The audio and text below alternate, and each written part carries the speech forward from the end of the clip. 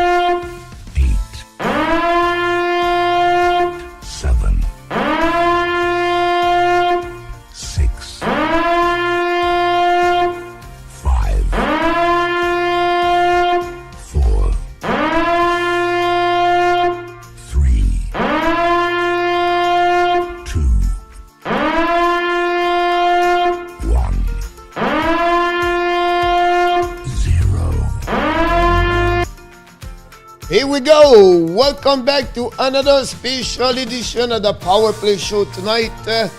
We are going to have some insider, Mr. In our tap. If possible, Michael DeLanery is going to join me in the next couple of minutes. And we're going to talk about different subject tonight. We'll talk about the Montreal Canadiens, the Toronto Maple Leafs, the Atlantic Division. We're going to talk about the trade deadline impact, major players. And then, of course, we're going to talk about all the 5 games all in action tonight in NHL. And, of course, we're going to have some times during the night, some period where you're going to ask your question, and we're going to follow up with your questions during the time. So we're going to try to change the structure and not to stop back and forth, but we're going to give you a time during the night to have some question, and we're going to accumulate all your questions, and it could be a couple more minutes later. We're going to answer your questions. So I can't wait to have Mr. Inarta and Michael DeLanery talking about different things. We're going to talk about also the best duo as a defenseman in NHL. Example like Ekblad Wegar or Mekar and Devon Tays in Colorado. So a lot of things we're going to talk about this. Of course, it's also an opportunity for you talking about the hockey. We are about like 5 weeks before the end of the season, and of course, and also before the playoffs start. Who is going to make the playoff? What is going to look happening in the Atlantic Division? So a lot of questions. We have to talk to an insider. We're going to talk about a little bit also the NHL Prospect 2022 at the end of the show. And we try to, for sure, to bring the best quiz on the internet about hockey. 5 different questions tonight. Pretty unique question you're going to get tonight for the Coach Frenchie. So I can't wait to bring those questions to you. But why not to bring first Mr. In our tab, if we can find him. And inside of the warm-up show graphic, we still in the warm-up show, Mr. In our tab. You maybe don't know, but after the show at 7 o'clock, he never moved. He's still there since 7 o'clock. He wait for the 9 o'clock start the show. Mr. Inata, welcome in the Power Play Show. Thanks, Coach. Great to be here. Hello, everyone. Hopefully everyone's fine. Thanks for joining us. We're going to have Michael DeLanery join us the next couple of minutes. We're going to talk with Michael, of course. It's a subject around the league. We have a few people already join us. I'm talking about, of course, the Butterbean. The Butterbean! He's going to slap you, Mr. Danny T, the moderator of the Hockey National Show. We want to thank him for his volunteering to helping us to grow that channel. And thank you so much, Mr. Danny T. We have Luciano Graziano, new member of the Hockey National Show family. Mr. Luciano, welcome aboard. And we have Mr. Jake M. Go Yankees, go. I always loved the Yankees. I never been a Mets players. I always been about. I fell in love with the Yankees with Dave Winfield. Dave Winfield, yeah. Yep. Also a Blue Jay. Yeah, but Mr. Winfield was the. I always played left fielder, and the problem is like about 2 feet over my head. But anyway, I was wearing number 31. Dave Winfield, an amazing, great career in baseball. That's the only thing I know. That's it. Not much after that. We have Mr. Ender Gabber is in the house. Welcome aboard. Kevin, Christian, and Keaton TP in the house tonight. Welcome aboard. Hey, I would love to hear from him. Caleb's house. Detroit Red Wings. Yeah. They need a wall. That's what they need. They don't need a goal anymore. They need a wall. Because they not look. They have the wall is really fall apart over there. We'll be interested to see what he's thinking about that. But we welcome Mr. Caleb and the house. And we have Mr. Marc Roy. Mr. Marc, salut mon Marc. J'espère que tout va bien. Welcome aboard of the Hockey National Show for the Power Play Special edition Monday night.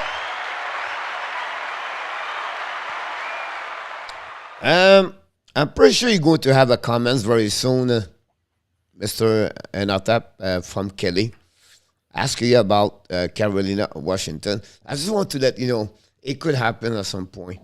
That's okay.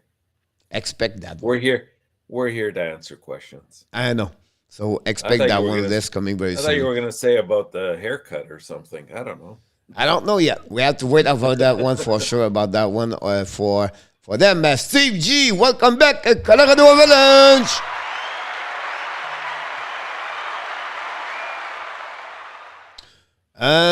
We have play shortstop as a kid, left fielder later, K-Labs. Here we go.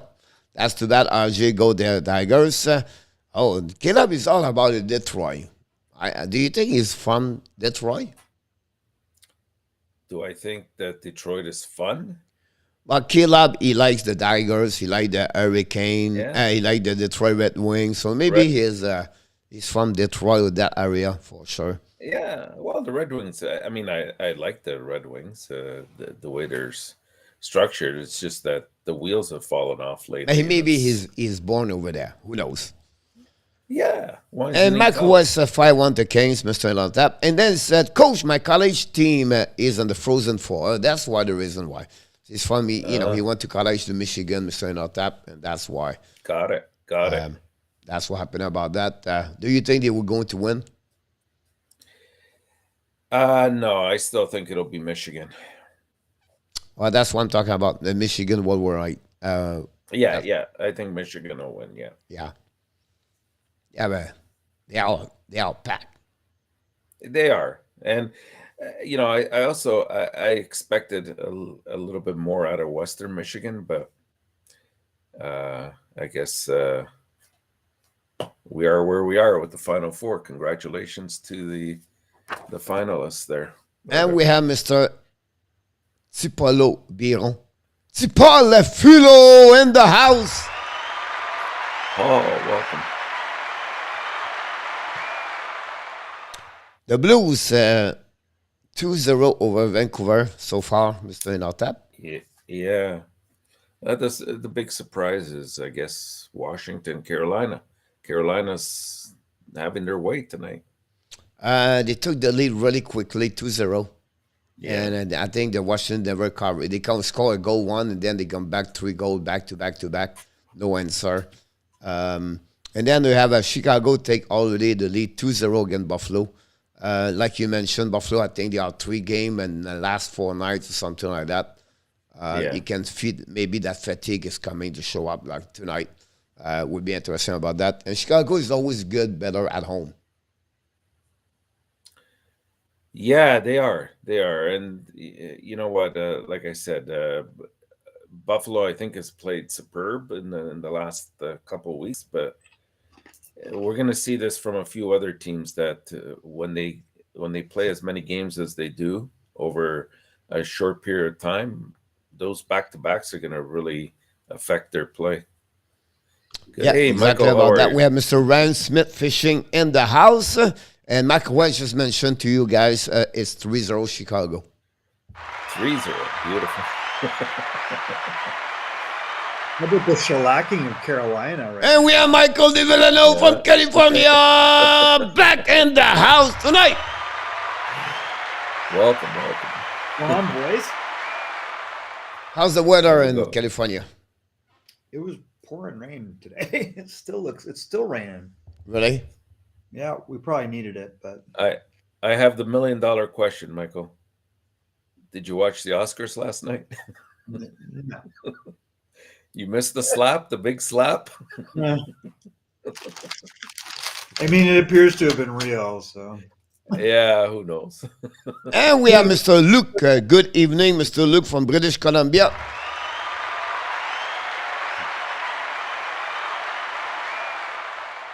Before we start talking about one subject, Mr. Natap and Michael, I would love to hear from Michael. Michael and Natap went to the game last week. I don't know this weekend, Friday. I'm not remember, honestly. Michael, can you tell us a bit your experience with the game at the Crypto? It was kind of empty. Really? There was like, Was it? yeah, Chicago and LA. There was like, I think there might have been 12, 13,000 people, maybe. Oh Wow. wow. And that seats, 18 or 19. So it Yeah. was quiet. It was a pretty good game. I mean, Chicago, I think, ended up winning it. LA's been on a tear. The Colin Delia played great. He was Yeah. playing for a job, like he stopped, I think, 42 shots or something. It was kind of a crazy game for that. Um, I think the moves by Kyle Davidson have received some criticism, but Radish scored, and the other guy whose name I can never pronounce, Kuchu, I think it is, from Sault Ste. Marie, he played pretty well too. So he might do okay here because he has a couple picks along with it. So he Yeah, gave two a lot. first round pick, I believe. I think he got two, right? Now Hagel is Yeah. a first. I think Hagel at one point was a first or a second, but Hagel's played like a first. Like he's 21 goals in 50 some odd games is no joke. So I think the team was really kind of down about that. And Hagel scored in his first game, so the jury's out. But Taylor Radish, like I think you just said it, Taylor Radish was a second, right? So he wasn't a low draft pick. So they basically kind of get three, two prospects and two picks. So it might work out for them long term. I think But so. I don't know what you do with the rest of these guys. I've always liked Taylor Radish. Like I think he played well in the O, and he played. His brother played, and they both played for Erie, I think, with the Erie Otters. So I think we'll see what's happening. But he's got 8 goals or 7 goals this year already. So He's finally getting some playing time. and Well deserved. Yeah. He's a big guy, Tap. He's like 6'3", and he can play. So we'll see what happens. It might work out all right. They have Mr. Jordan Tyler, 32. Welcome aboard. Thanks for joining us. And we have Michael. We have some people love the college NCAA. They follow one is like the Denver, another one like the Michigan, and both of them are the Frozen Four. I don't know if you know what's going on, but any words about what happening in the past last week, and then what you're looking for the next round? Honestly, the weekend with the Final Four. I mean, Michigan's doing what they're going to do. I'm kind of hoping. I think we said that this would, if they're going to get knocked off, it's going to be this round, and it looks like it's up to Denver. So we'll see what happens. Were you surprised with Western Michigan? That they got knocked out? Yeah, like I thought they could handle Minnesota, but I guess I thought Minnesota was going to go through. Minnesota's. I always get confused with the different Minnesotas, but I think this Minnesota has Chaz Lucius, right? yeah, I believe so. Yeah, that team is really good. So, I think if anyone's going to beat Michigan, it could be Denver, might be Minnesota. Those are kind of the two I thought. I'm not sure. See, it's so confusing because it's Minnesota State versus Minnesota. So, Yes. like, where does Chaz Lucius play? That's all I kind of remember here. I think he is with Minnesota. Is he? Okay. I think so, yeah. Gophers, right? Yeah. So that's the team that I kind of thought it would be Denver or this team that would have a chance. Because I mean, in the end, like Michigan is stacked, right? So I don't know. They're kind of the team to beat no matter what. But I really have. Those guys. Coach Frenchie knows those guys rub me the wrong way a little bit. They're older. They were already older going to their draft. Yeah. And they all go back and they try to gang up Kent Johnson and the first overall kid to Buffalo, who kind of gave them a bit of attitude. And you got Benners, and there's a lot of guys that are kind of stacked on one team. So Who do you going to win, Brendan Smith or Tom Wilson? Right now it's live on the TV. Wilson versus Smith. He's going to destroy Whoa. Brendan Smith. Right now Wilson's winning. Yeah, of Yeah, course. He's way probably. bigger. And stronger. Brendan's He's a got big guts. boy. He should lose that fight. I mean, Yeah. Oh, yeah, that's probably that oof is probably Brendan Will Smith getting bounced Oh. off the end. Going down. No, that one's the one he goes down. God. We lost coach. Oh! So into the game. Oh, he TKO. uppercut the guy, and oof, that's not a good one. Tom Wilson is a big, strong person, and he's not, Yeah.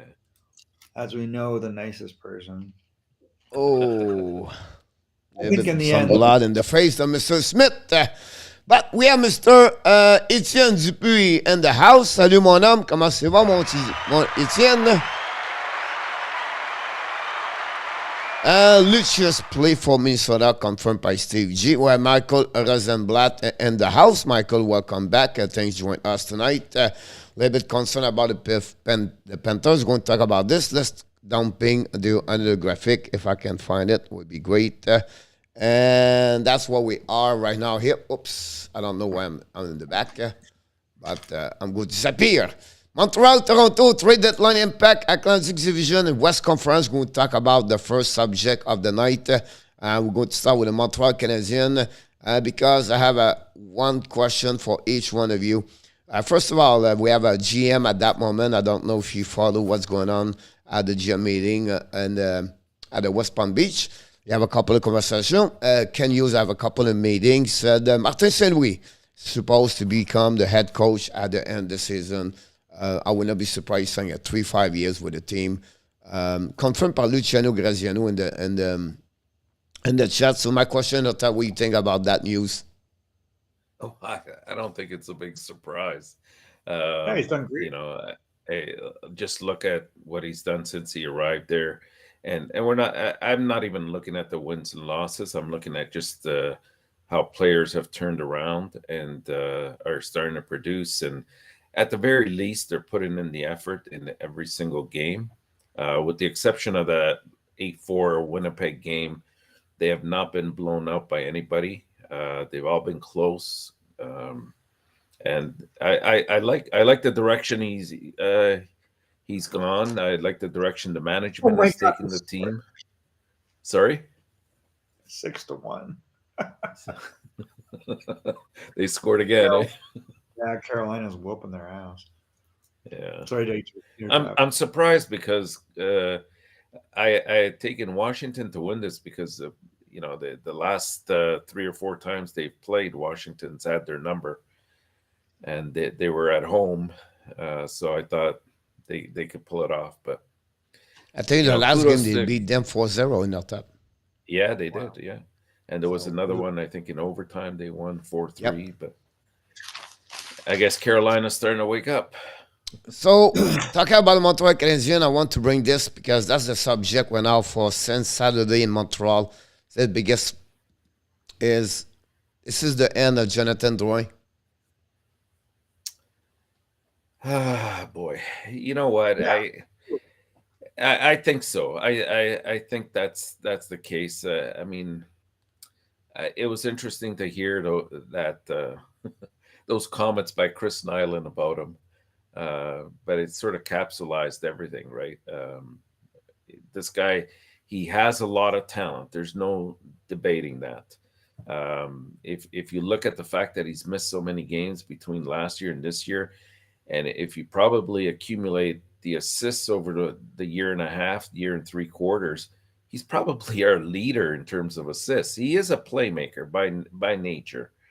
But the problem is he's nowhere near a first-round pick that he was selected. At least he hasn't lived to that expectation.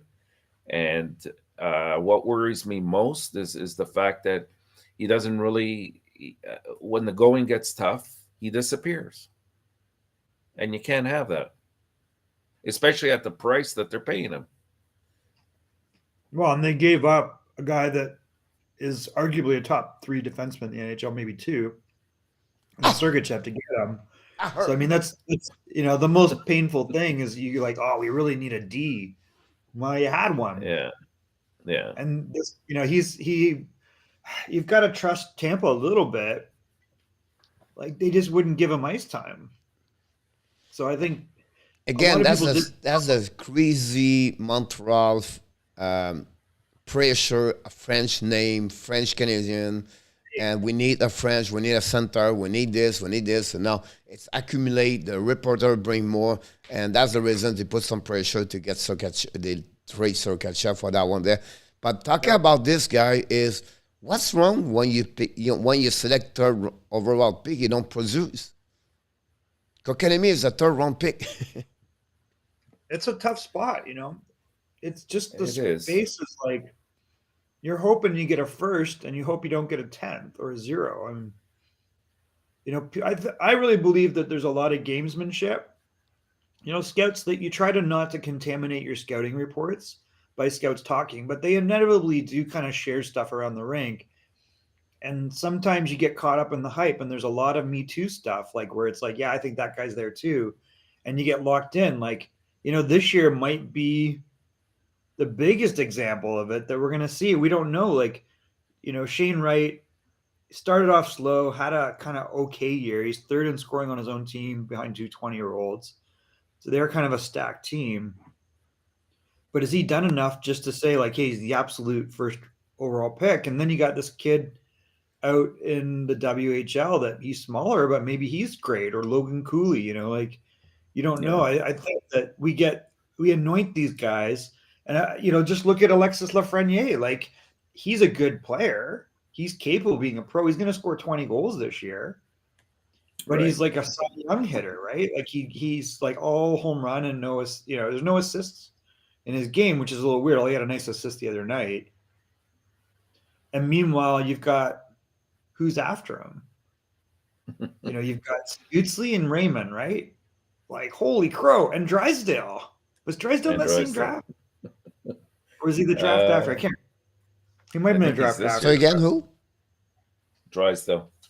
Yeah, you know, so you look at it and you just don't, we get, yeah, so you go, but Drysdale presumably might be, he could end up being the best guy out of the whole draft. So I think we just get too wound up, and it's been too hard to watch players. And I think the reality was his line mate was Nathan McKinnon. And there was a lot of talk out of junior that, well, Duran might be better because he, you know, was it because of the French-Canadian name, or was it what he was doing on the ice? Right. Well, we know that Nathan McKinnon is obviously a, you know, better player. And it took McKinnon a little while. We have a question about for Alexandre. Of course, today is a GM. We're going to talk a little bit more about the GM situation there. But he asked you, do you think the referee rules with goal allo will be updated next season? And NHL, it's hard sometimes to understand if a goal is good or not. Or do you believe you're going to have a better way to make that possible? Or I don't know, but do you think, because they talk about this right now, do you feel like they would change the rules, they will do something about this or not? Well, usually, even if they propose some changes, they always experiment them for a year or two at the lower levels before they implement them into the NHL. It depends how the question's meant here. Like, are we talking about situations where there's goalie interference? Are we talking about the offsides? I'm not sure where the question was going there. It was about the goalie, the goal. But like, are you saying that? I'm not quite sure. I'm clear on the question either. Like, are they saying that you'll allow the referees to make the decision instead of instant replay? Do you think referee rules will go allo will be updated next year? Again, I'm not sure. One thing me always said, they should have a kind of chip at the blue line to go with offside or not offside. Yeah, too many now rules, too many conversation or discussion about the blue line. I can understand the linesman miss it, everything like that, but you don't have to call from the bench. I think if you have an offside, call it from someone for the chip, whatever they are, but call it right away and not wait for the team. Hey, do you have it? Do you give it? It's the rules. If the linesman miss the call, just give it if it's good or it's not good. And you go to less because now it's almost every game. I would be surprised how many they turn over because of the offside. And I understand it's so hard for the linesman. I not blame the linesman. I just blame I don't know how they can do that, but you have someone at Toronto can watch the game, and when something happens, you have a goal. You check first the blue line. That's the first thing happen. You have two chip ball one side to another side, and he can tell right away about that. He send the signal to, hey, this is a good goal. That's it. I think that part of the problem is the game is in the last 6 years specifically has gotten so much faster that it's hard to even see it on the ice. Was that offside or not? And that's part of the problem. So you risk totally changing the game because when teams practice, and the other thing is they're practicing to keep possession, not shoot it in right to the last second, right? So they've been training people right down to USA Hockey to carry the puck through the blue line, and they're not making a decision at all. Their decision is I'm holding on to it as a group at all costs, and they're trying to have very short outlet passes. And it's like they, because they know if they dump it in, the defensemen can all skate and handle the puck now. So the consequence is that they're hitting the blue line at full speed, and it's you don't slow down because you lose that second, and the defensemen get it and it's out. So it's complicated, Marco. So you have maybe someone in front of the linesman. He just cross at the same time, and I ref, so I know what's going on, but I'm not sure. But they become so fast. It's so hard for them about that. It is. Talking about the Montreal Canadiens, we have a question for Macroa. Will Carey Price come back soon? We heard today it was possible he followed, joined the team on the road. Do you expect him very soon or in our tap? I do. I do see him playing a few games, probably no more than about 4 or 5. But I think if Hughes, if the expression or the feelings for Price is that he wants to leave, then Hughes is trying to do his due diligence in terms of saying, okay, we're gonna show that he's healthy. Number one, with those 4 or 5 games. Number two, he's got a huge job ahead of him to try to unload that contract to somebody. Now, will somebody bite? Perhaps, but I think Montreal's going to have to eat some of that contract. I'd say about 30 to 40% of it. And so he's still got 4 years left. Even if they eat 30% of it, we're talking, $3 million times 4 years. We're talking, $12 million. I don't know if it's ever going to materialize. I kind of feel like this guy should retire a Montreal Canadian. It's a lot of money, but they're not. I don't know. I guess it depends if you really project them as being super competitive without him. Because I think we see I don't care what anybody says. Montembeault is not the answer. Primo's definitely not where you would need him to be.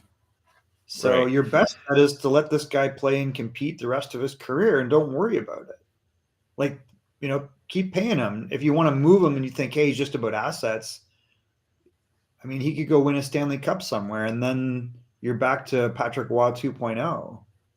You got this psychology in Montreal that may never recover. Yeah. We have a few people join us, Mr. Taylor App, Mr. Nam, and also Zev Lecav, all back in the house. And maybe we'll follow Mr. Dan Asham, all 4 in the house. Thank you so much for joining us about that one over there. Let's move on to the next subject. The Toronto Maple Leafs. Now, the Toronto Maple Leafs have, they lost against Montreal Canadiens. They beat the Florida Panthers. They beat the Carolina Hurricanes the weeks before that. And they look like against them. They are on the race right now with Atlantic Division. We're going to talk a little bit later, Toronto and Tampa. But what do you expect now for Toronto about that? Marechek looking good between the pipe. But do you feel like they can continue? And what the answer? Is it because the John Tavares wake up this weekend? Is it the second line? What make a major? Is it Giordano in the team now? Is it the defenseman? What do you feel like the reason why they win or they're looking good against the better team right now? Well, Mrazek definitely, it was nice to see him have some success. He's the type of guy where he's got a fiery temperament. And I think, him being sent down was probably a kick in the butt. And he's the type of guy that will respond to that. The problem with him is he plays that same way, right? Where he's athletic and he's making crazy saves and there's some rebounds. He's out of position. That's not great for Toronto. Because in the end, I still see the same problems with their style on the ice. Tavares obviously has to play every game as being one of the top 2 or 3 players in that team. Giordano, I think, was a good acquisition. I mean, you look at him out there, and he's very determined. He looks like a young guy. He doesn't look like an old man. Like, he's not young. He's like 38 or 39, right? So I think that is a positive addition. Is it enough? I mean, I think there's still so much erratic aspects of their game. I just don't. I mean, did you watch the game in your tap? The Saturday or Sunday one? The one with Mrazek in it. I think it was Saturday. That was Sunday, yeah. Sunday. That was the Florida game. Yeah. Yeah. There were so many turnovers. Oh, yeah. The puck yeah. was horrible. Well, look at Saturday. Saturday was the same thing, right? I mean, crazy. They totally dominated from a possession point of view, and the shots on goal against Montreal. You might say they deserve the better outcome for that, but then it's the mistakes that they made, and Montreal just capitalized on them. Toronto just, frankly, they don't have a mature game still, and maybe it's just some of the personnel, but it's not enough to overcome it. Like, you watch the top line of Matthews and Marner, and it's the same nonsense. They're not getting. Kennedy got hit. Ouch. Yeah, the thing is, I think we talked about this before, Michael. Like, they're very heavy loaded, and they're very dependent on that first line, and to a lesser degree on the second line. When it comes to playoffs, I mean, those lines are pretty much put in check by opposing teams, their best checkers. And we saw what Montreal did with Danault and that line last year against the best lines. So you have to have that depth at the third line and the fourth line that will score for you, number one. Number two, the defense, even though they picked up Giordano, which I like him a lot, I don't think that's enough.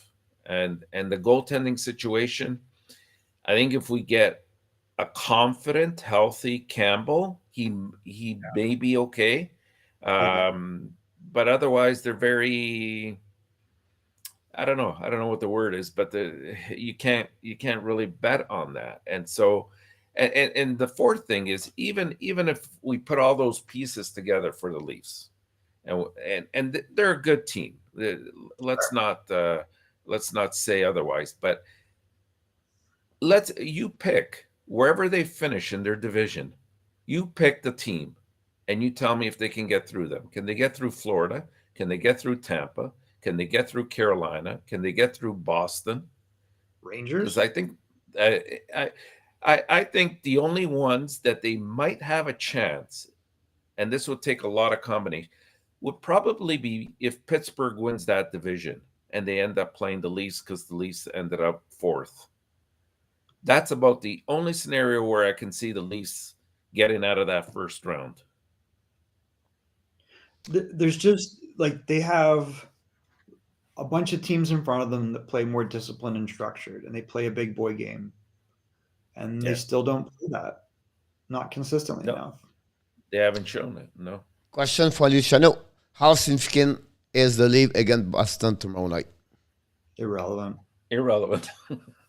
Yeah, I mean, it's just bragging rights, and it's sort of to send a message that we're ready or whatever the case might be. But really, it doesn't matter who wins the game. We're looking forwards to the playoffs here, and you got to be ready. Like the last 15 games of the season, if you're not going into those playoffs on a hot streak, you're not going to do well. You're not going to correct it in the playoffs. Let's put it that way. Yeah. You remember him, Michael, because you won in Toronto area. But what's wrong with Wayne Simon, though? He's old. Is it because he's been a great hockey player. He scored a lot of goals with Flyers, the Kings. But is it the mileage he got with all the kind of fight, everything like that, and now he hit the borderline or the wall? I coached that age group, Pierre, in Toronto. I haven't lived in Toronto in 10 years. I know, that's why. He's not young. He's like, that was like, I think he was, 15 or 16 in 2004 or He's 5. So what is he 34, now? 35 now. There you go. A lot of He miles doesn't, on him. Give him a break. and But no, he but that doesn't kind have of he players, doesn't have right, the is the speed guy that anymore. players play a lot of minutes, and also it's not. A lot of mileage. It's he was physical, he wasn't fun, fight a lot. It's different like someone else want like skate around more everything like that. So it made him more quicker out for sure about that one there. We have a question And from we saw Taylor. last year too, Coach. Like come playoff time, because he's lost the speed as well. Like he's not fast anymore. The fighting is really not something that happens too much in the playoffs. I mean, there's a lot of pushing around, but that teams know they have to stay out of the penalty box. And we saw last year he didn't play much, and I doubt this year he'll play much. The guy that looks good is Spezza. And, I think the problem with that is I've never been a huge Spezza fan because he's always had puck management issues. And he's always been this guy where he gets stuck on the sideboards. He'll cross the blue line and start dropping the puck back or curling and stuff. And it always results in a 50-50 play. And that doesn't work. So now they're looking at him as the mature elder statesman. And I'm like, but his game has never evolved beyond that style of play you guys are playing right now. So I don't know. I just worry about it. I don't have a lot of faith. If they do anything, then kudos to them because they would have crossed a barrier that I just don't see it. I mean, I think there's just so many variables and there's so many other better prepared teams. I know, Michael, you follow that prospect. What do you think about the new senator of the Toronto Maple Leafs, Nick Abruzes, or whatever they call it, the last name? I have not seen him play. So I'm not even that familiar with him. He's 22 or 23, right? 22, I believe. He's a 4-round pick, I believe. Yeah, I've never seen him play. So I'm not even familiar, to be honest with you. Okay. He played for Harvard. Not too bad. Yeah. He played second line, if I can recall it. Of course, Coronato and Farrell play on the first line, but not too bad. I just like it's not like them for Toronto. It's really Robinson and Matthew Nice over there, and the defenseman, Finland players over there for sure. It would be that one over there.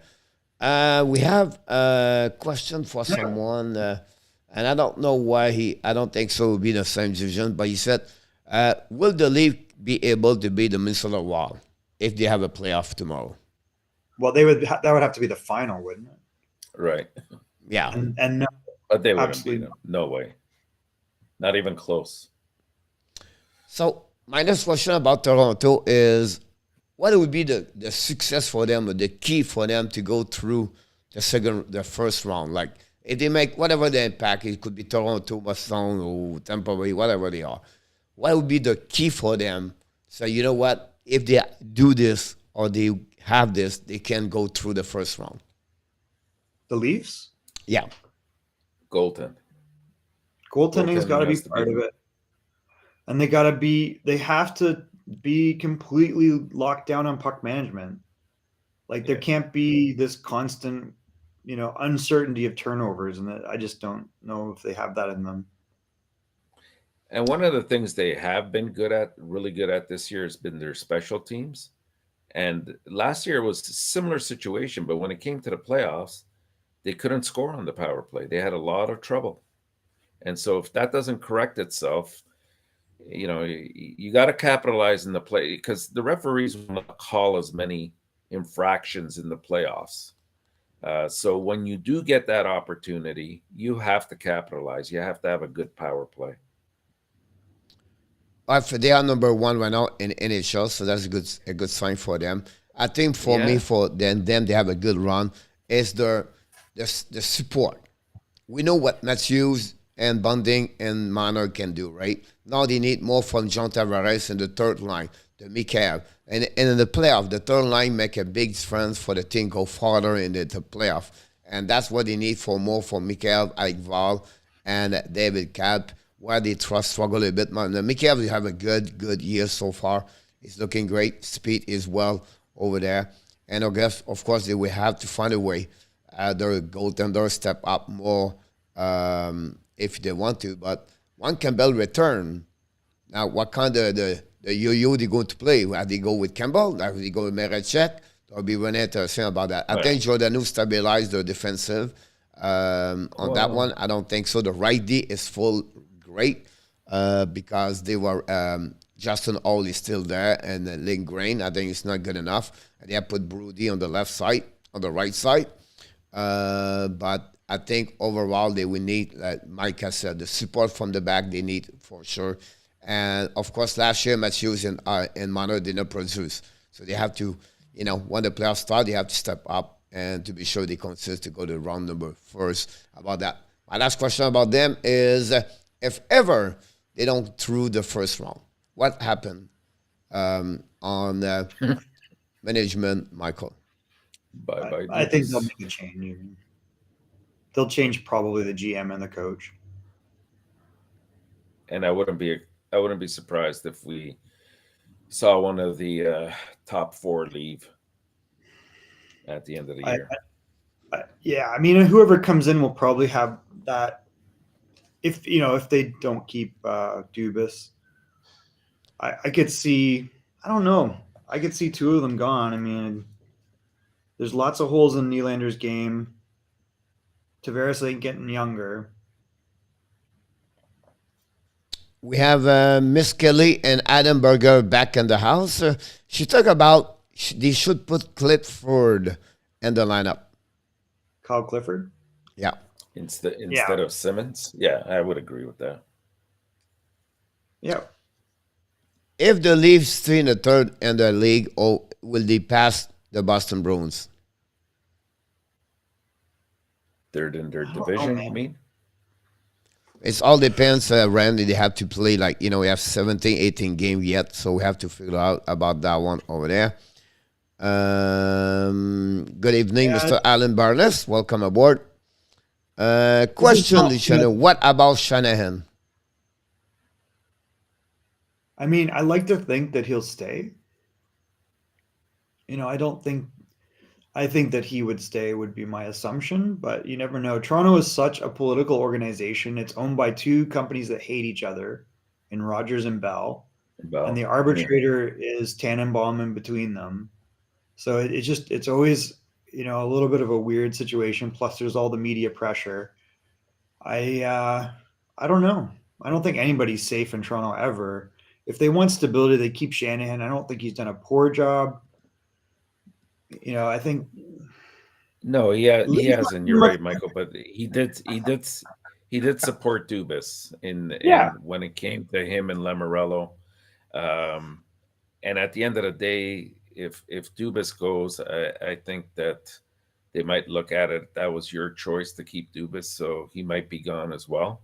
But yeah, he hasn't done a bad job. I think he's turned the organization around. From the days that they were throwing waffles and jerseys on the ice to where they're at now. But we'll see. Listen, I still maintain they did a hit job on Mike Babcock. They have not had a coach that caliber. It's going to affect his career because that's what always happens when you go to Toronto, and he'll resurrect somewhere and end up doing something great. You just listen to the guy. I mean, nobody has hockey knowledge and focus and preparation like that guy. We have a question. I'm not sure Ronnie said that. Maybe someone can help. I'm not. Will this be Ryan Smith last year playing hockey? Ryan Smith. Isn't he done already? Oh, I'm thinking of the other Smith with a Y. Ryan Smith. Ryan Smith. I don't know there's a Ryan Smith in the NHL right now.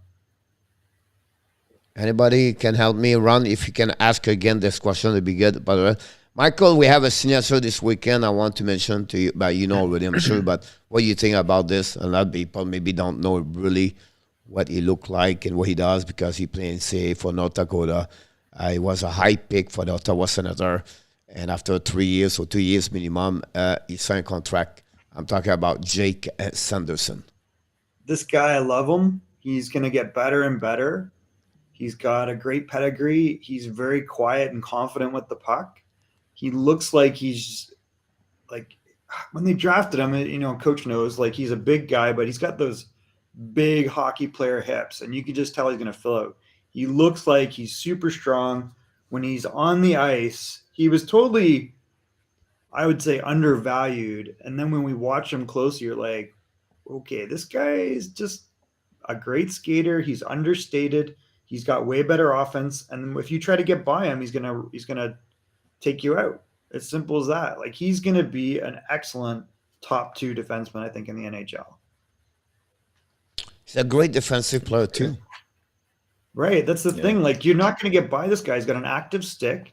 His skating is elite, and he can rub you out. Like, he's gonna win his battles. So he's a unique package. You're absolutely right about that one there. Some update for RJ. Finally, Ryan said not Ryan, but Mike Smith, goaltender. Hopefully. Edmonton goalie. Yeah, I think he's done. I think Hopefully. I think both of them, they were going to let him go. Like, he's not going to return next season. Will Ken Holland return? Yes. Do you think so? I'm not convinced of that. Yep. You know, I think he's done a really not an amazing job managing that cap. He's got Now, if they don't make the playoff, all right. But if they make the playoff, well, I mean, this is a team that should go to the final. I mean, what is wrong with that team on paper? They have so much depth on forward. They have good D, just they're small. Like, he made choices back there that I would not have made, obviously. Like, the Duncan Keith thing was a silly mistake in my opinion. And then the double down on the D, Michael, is for me the D is not like they are not balanced. They have old players are really, really slow, should not play a ton of minutes. And then you have a lot of young players with not many experience. And that's for the combination of both together. It does not work together for me. And I understand they're not bad, but for me, that's what I see right now. No, you're right. Because when you really think about it, like, I don't like the Duncan Keith move. I don't like the doubling down on Tyson Barrie. Evan Bouchard is arguably number 2 or 3, which is what you would hope for him. He's got great offense. He's a big body. He's improved his skating. Darnell Nurse is everything you could ask for. They're, and then you go down all the way down to Chris Russell. Well, I think both CC and Nurse have been overused, and that's what the problem is. That's where they're getting a little bit exposed. They shouldn't be playing the number of minutes that they've been forced to. Well, especially and that comes CC. because, yeah. I did not pick Washington, Kelly. It's someone else picked Washington. So I don't want to tell you who did it, but I just want to let you know. I did not pick Washington, Kelly. Do you think Matthew will hit 50 against the Bruins tomorrow? And then I will say to you the same question about from Ron. Do you think McDavid will hit 100 points tonight? Is he at 99 or 97? 98. 95, I believe. Oh, 95. Or maybe 97, but I thought it was 95. Points. Yeah, so he would need a three-point night. He might. He's the type of guy where that's the one thing about him is 97, I apologize. He gets better as when things get more impossible or more difficult. So I'm going to give you a better question. But not a better question. Who is going to be the first one to get 50 goals, Matthews, or McDavid reach the 100 game with 100 point? Oh, I think. Well, he's at. You said he's at 97. 98. Yeah. No, he just scored. He scored, right? He'll and they're playing Arizona, who hasn't played well. I think he hits it tonight. Ron says 98 right now. Mr. Patrick Fan, welcome aboard. Thanks for joining us. I think it'll take Matthews 2 games to hit 50. Yeah, maybe. Ryan Smith, Detroit are not in the race anymore, so that's the problem about that one over there. We move on to the next one. Boston Bruins. Like, just before we go, like, Leon Draisaitl has 47 goals, guys. Right. It's a better question to ask who will hit 50 first. It might be Draisaitl, man. It's funny because Kelly should just, at the same time, she just pop up this question. Who hit the 50 goal first? Matthew or Draisaitl? That's more realistic. Yes, it is. I It's don't know. tonight. It's 100 and I mean, 50 tonight. It's coming. Draisaitl. It's It'll be the same coming. point. It'll be McDavid's 100th and Draisaitl's 49th or something. Yeah. Following he'll her get it tonight. following her statement, who win the Rocket, Richard? I think he should win it. I think Matthew should win that. Yeah. What about But- you, Mike? I think Draisaitl might pull ahead of him. If you look at historically, like at the end of the year, McDavid goes another gear the last 10, 15 games. And Draisaitl right with him. So it would not surprise me to see him surpass Matthews. Yep. And next week, we want to see how many goals they can get for sure about this one or there. I bring you the Boston Bruins because they are maybe one of the hottest team right now in NHL with Minnesota Wild. Nobody expect where they are. Nobody always not complaining, so, oh, they don't have enough a second center and they cannot do nothing. But nobody talk about Jeremy Swayman. Nobody talk about the Selke, Patrice Bergeron. Nobody talk about Eric Hola. And then the wake up are just DeBrusque at the same time, Greg Smith. But everybody talk about Claude Giroux. Everybody talk about Marc-André Fleury.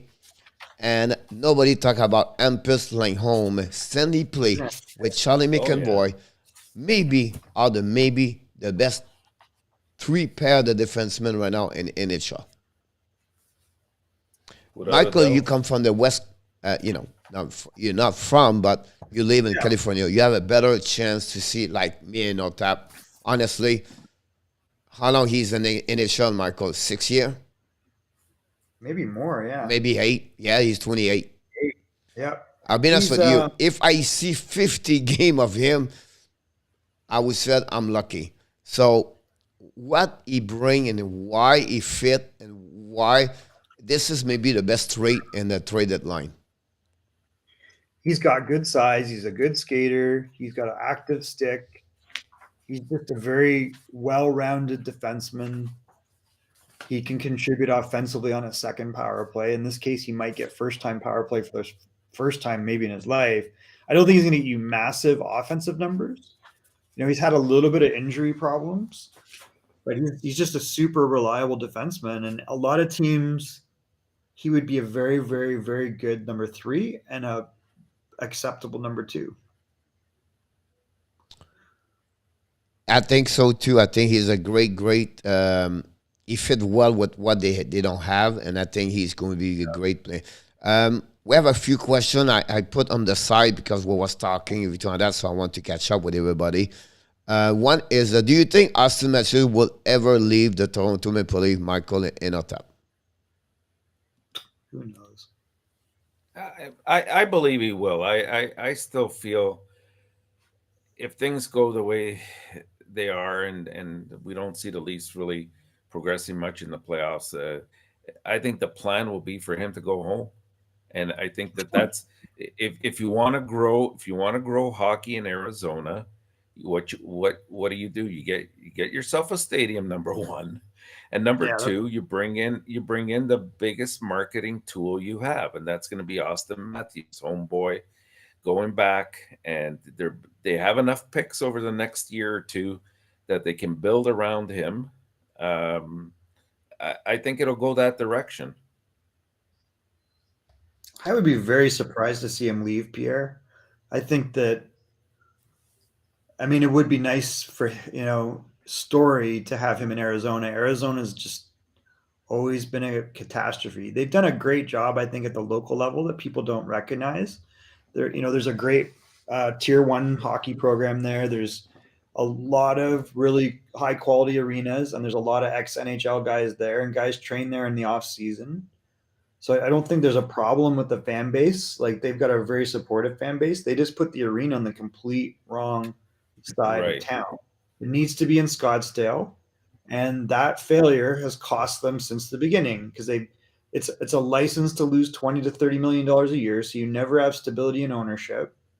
And the only answer is to move across town. And the reason they're willing to play in a 5,000 seat arena, A, they don't have a lot of choice, but B, they probably lose the same amount of money. So Yeah. I think the real thing, obviously, they need an arena and they need a solid plan around that. And I just don't think there's anything on the table for Austin Matthews to go there. He's going to be the most, if he ever becomes an unrestricted free agent, he will be one of the most sought after players in history. So he'll But go where do you somewhere. think he'll want to go? He's a weird guy. Like he's like not like he's very understated, right? So he likes cool clothes. He's buddies with Justin Bieber, but he's not like a flashy, loud outspoken guy. So in a lot of ways, Toronto's done a good job of protecting him. Like despite that being an insane hockey market, he's protected. And you've never seen that in Toronto. They don't feed him to the wolves there. And he's real cool under pressure. And I kind of feel like he might stay, but it's not like they've been a poor team. I just, you don't know. Is he like McDavid is like driven to win. And if Right. you don't win, Right. he'll leave Edmonton. I think he would leave Edmonton before Matthews would leave Toronto. I think he's pretty comfortable in Toronto. Unless Steve Simmons gets the nice out for him, which means they want to get rid of him, which is usually how it works in Toronto. It sounds terrible, but that's always been the way. No, you're right. You're right. Then he'll stay. Couple of questions for you guys, and I love those. One, and let's finish my question for what you just said. Which one leave first, McDavid, McKinnon, or Matthews? Or nobody? McDavid or Matthews. McDavid. And I'll tap.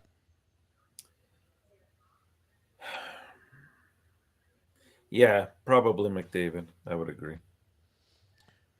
Danny, ask you guys, or Michael, do you think Nylander not really happy playing right now with Tavares? You have something, but for me, I look his body language right now. He still have 23 4-year goal.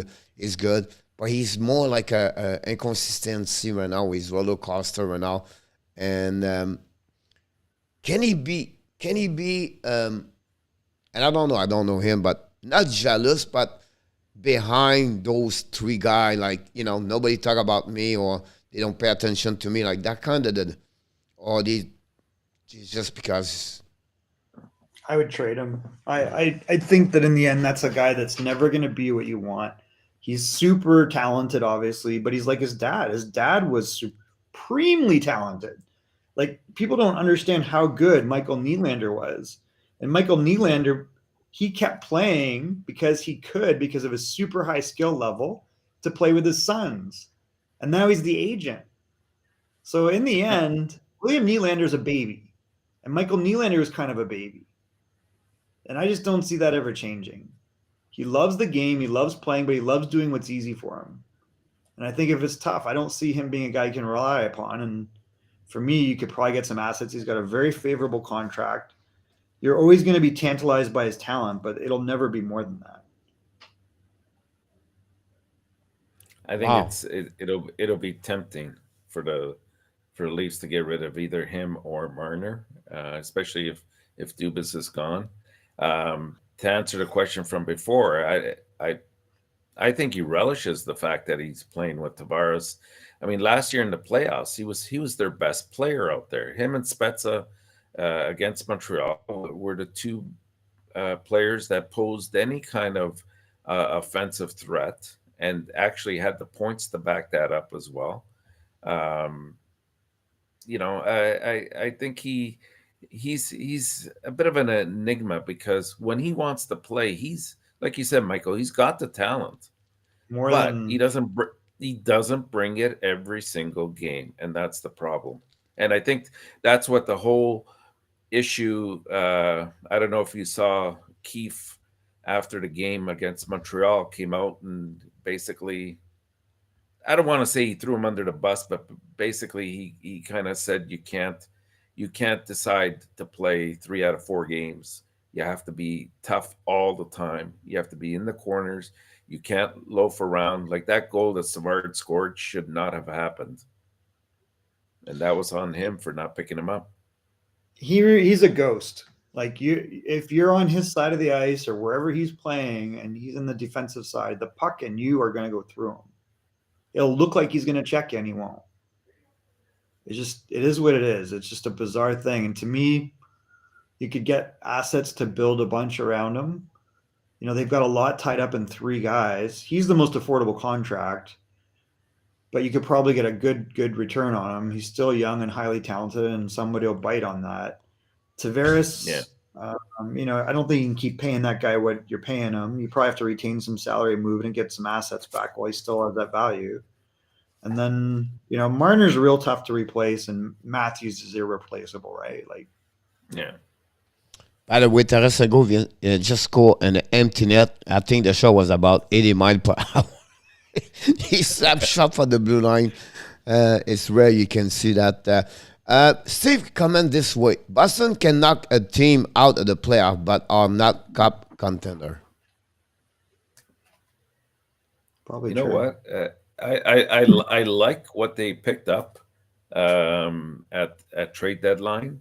I think, like, when you look at Boston, for the longest time we were saying, where are they lacking? Well, they missed Krejci as the centerman. So they were missing strength down the middle. But in all fairness, I think Hollis played well. I think that Coyle as the number 3 center has worked out, and he's probably in the right position. Right. So they're not as weak as we think. And the fact that they've picked up Lindholm as well on defense, the key is going to be how is Swayman going to react in his first playoff series? Can he relate what he did in the regular year to the playoffs? If the answer is yes, then they can do some damage in the playoffs. Will they go very, very far? I doubt it, but I could see them winning a round or 2 if that's the case, if Swayman's on his game. We have a question from Frank, the Cubano. Welcome back, Frank. Do you guys think Toronto can upset Tampa, Carolina, or Florida if they play in the first round? I would add the Boston. They have a better chance, surprisingly, against Boston. And I think Intertap hit it on the head. Like, we don't appreciate how good Krejci was at second line center for them. And I think that's, you know, everybody, like, Eric Hall has always been a good player, but he's not Krejci. Like, Krejci is so understated good. He was a good 200-foot player. He was a great playmaker. He just really smart with the puck, and I just don't see they have that. But other than that, I mean, you know, they've got enough the Rats there, and Pasternak and Bergeron, and lots of good players there. And the goalie, I love the goalie. I mean, You forgot Taylor. Swayman looking great over there.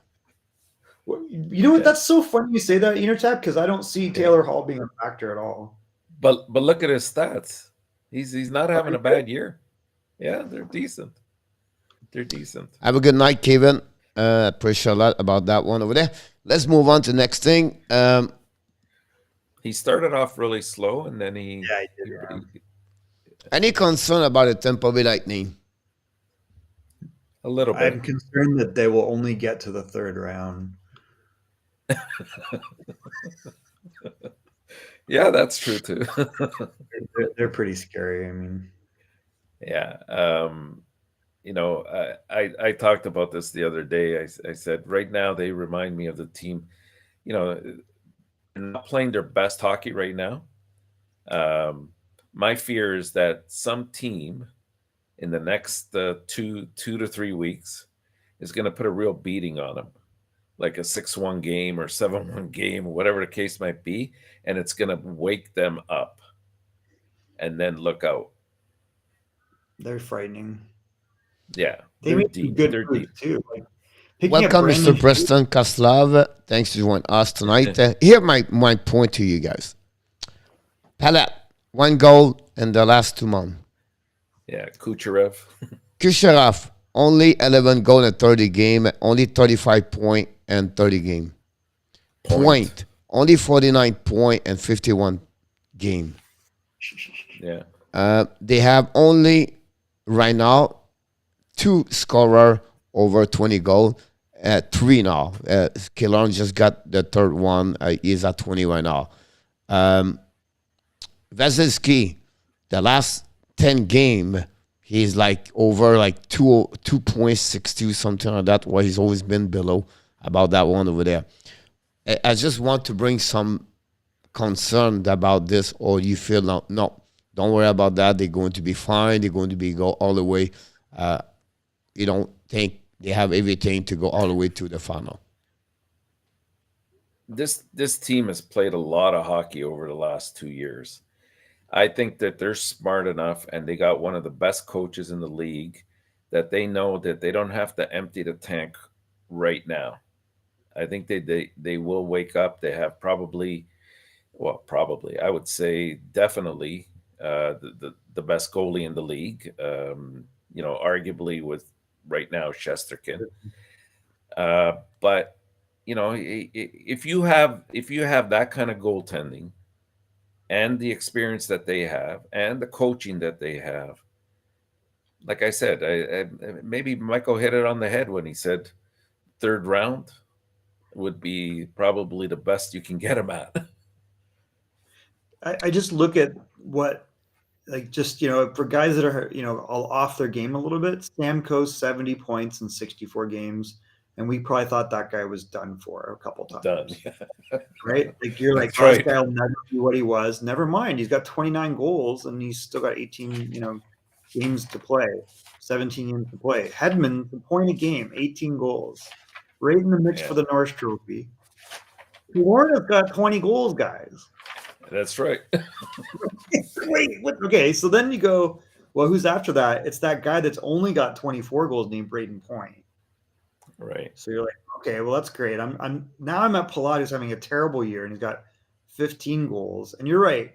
Kucherov's only got 11, but he's only played 30 games.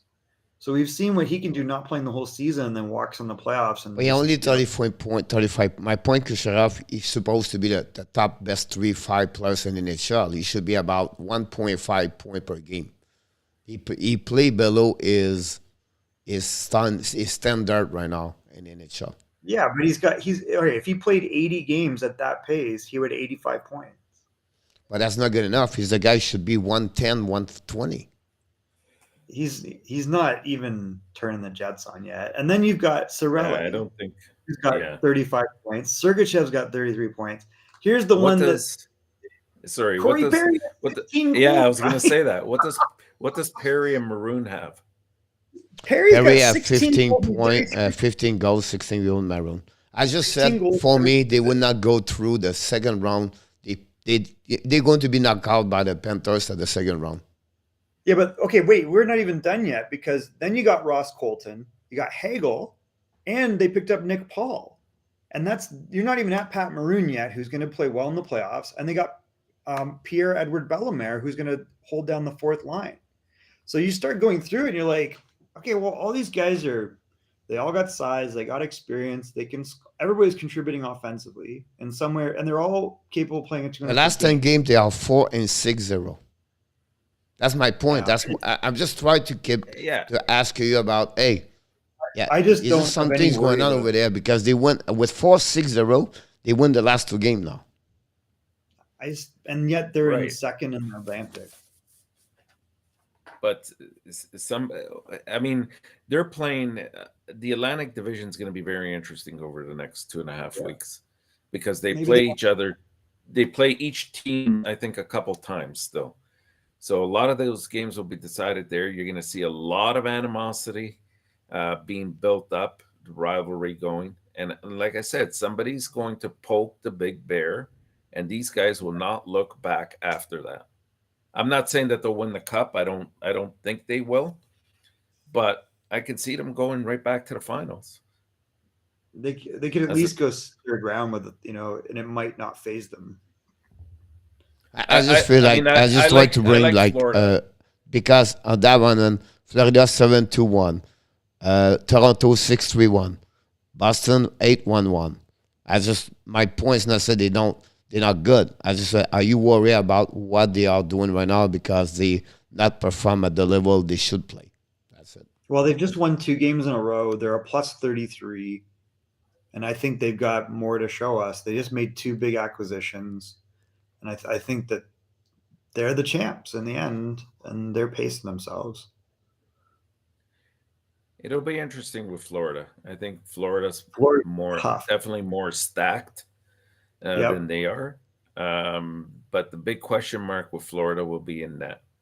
I was just going to say, like, Bob versus Vasilevsky.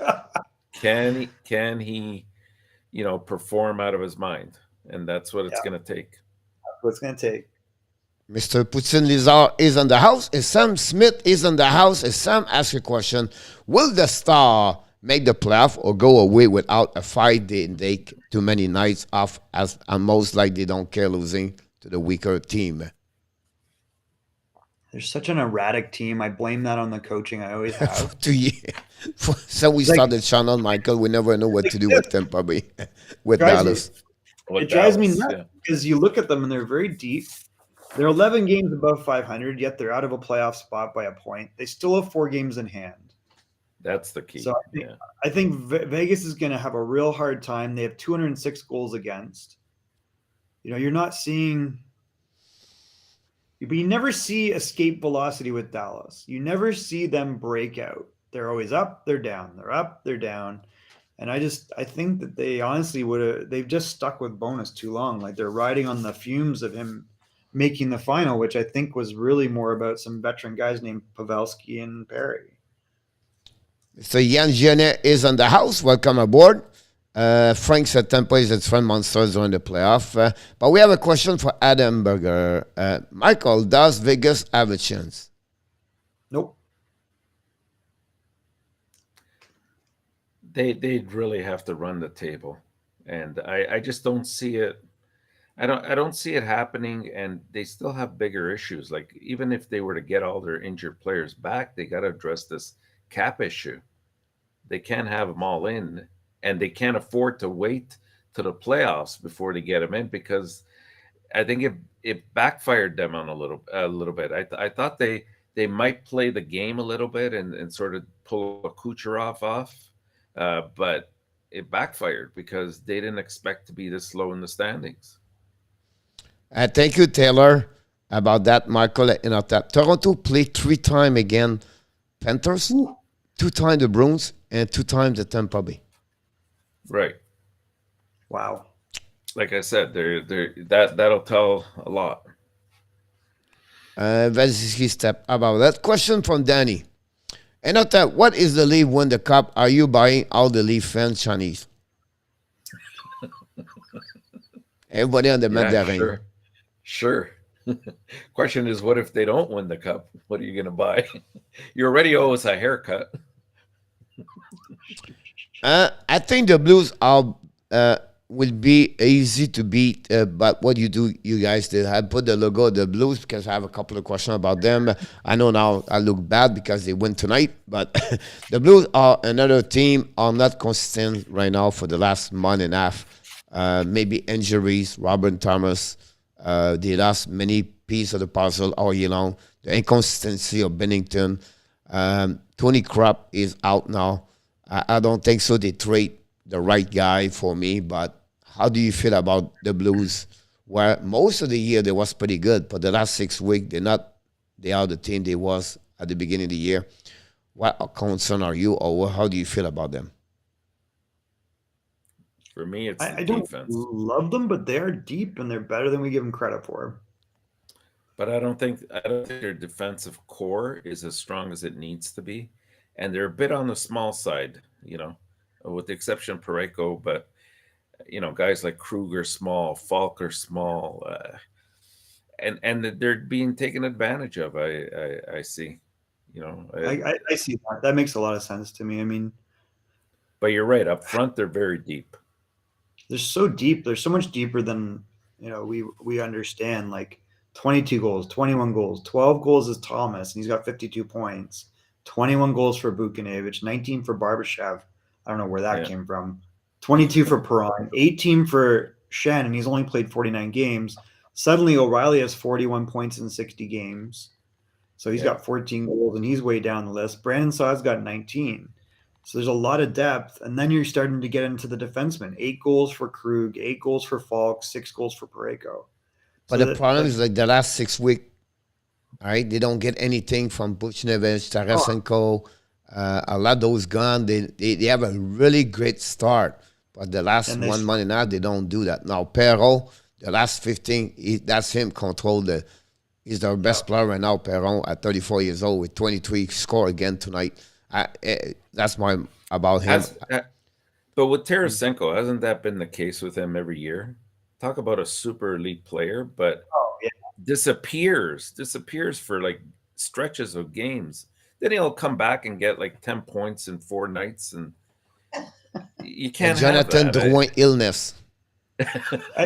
Well, I mean, they're different level there, but yeah. I said the players. I'm talking about the illness. I'm talking about illness. Yeah. Great question for Poutine, guys. Team, which is Nick Leddy. So we forget that they grabbed Nick Leddy, and I think that really helps them on D. I'll be honest with you, Saint Louis without Uso, I think they are in trouble. Yeah. Yeah. Great question from Poutine. And I want to add with this question. Will Avalanche fall off the President Trophy? If so, what team will overcome? Colorado are 98 and 66. Carolina are 95 and 66. And Florida 94 and 65. So they can be 2 points behind them. Do you believe, or which team of the 3 I mentioned are really only the 3 can win it? Which one you pick, or you still believe Colorado can win? I mean, I definitely would win, but I don't think it matters, to be honest with you. Yeah, exactly. I don't think any of them care.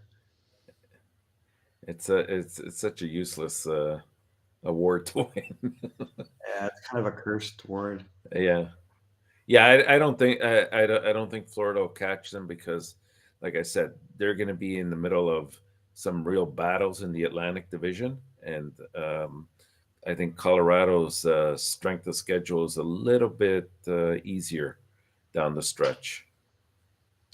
We have Mr. Bryce Garrett back in the house, and we also have Mr. Joseph LANHAM. Welcome, both of you. Don't forget to click.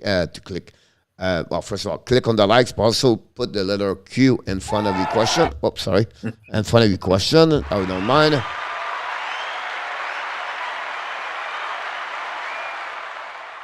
Here we go. Stone, Pacioretty, Pietrangelo, John Mark. Oh, I think it was an optional practice today. Wow. Was Leonard in? Actually, Leonard has been practicing, I heard. Yeah. So I don't know how close he is, but I mean, to me, really, it comes down to Leonard and Stone. If those two aren't in the lineup, you can't go far. Mr. AQYT, welcome aboard. Thanks for joining us tonight about that. I think we forgot the question too. Did we tell you about Vegas? Someone asked about Vegas and make the playoff. Yeah, we said no. Versus Dallas, or Dallas they asked, but I don't think Vegas is going anywhere if they get in. If you have a chance between Vegas, Winnipeg, Vancouver,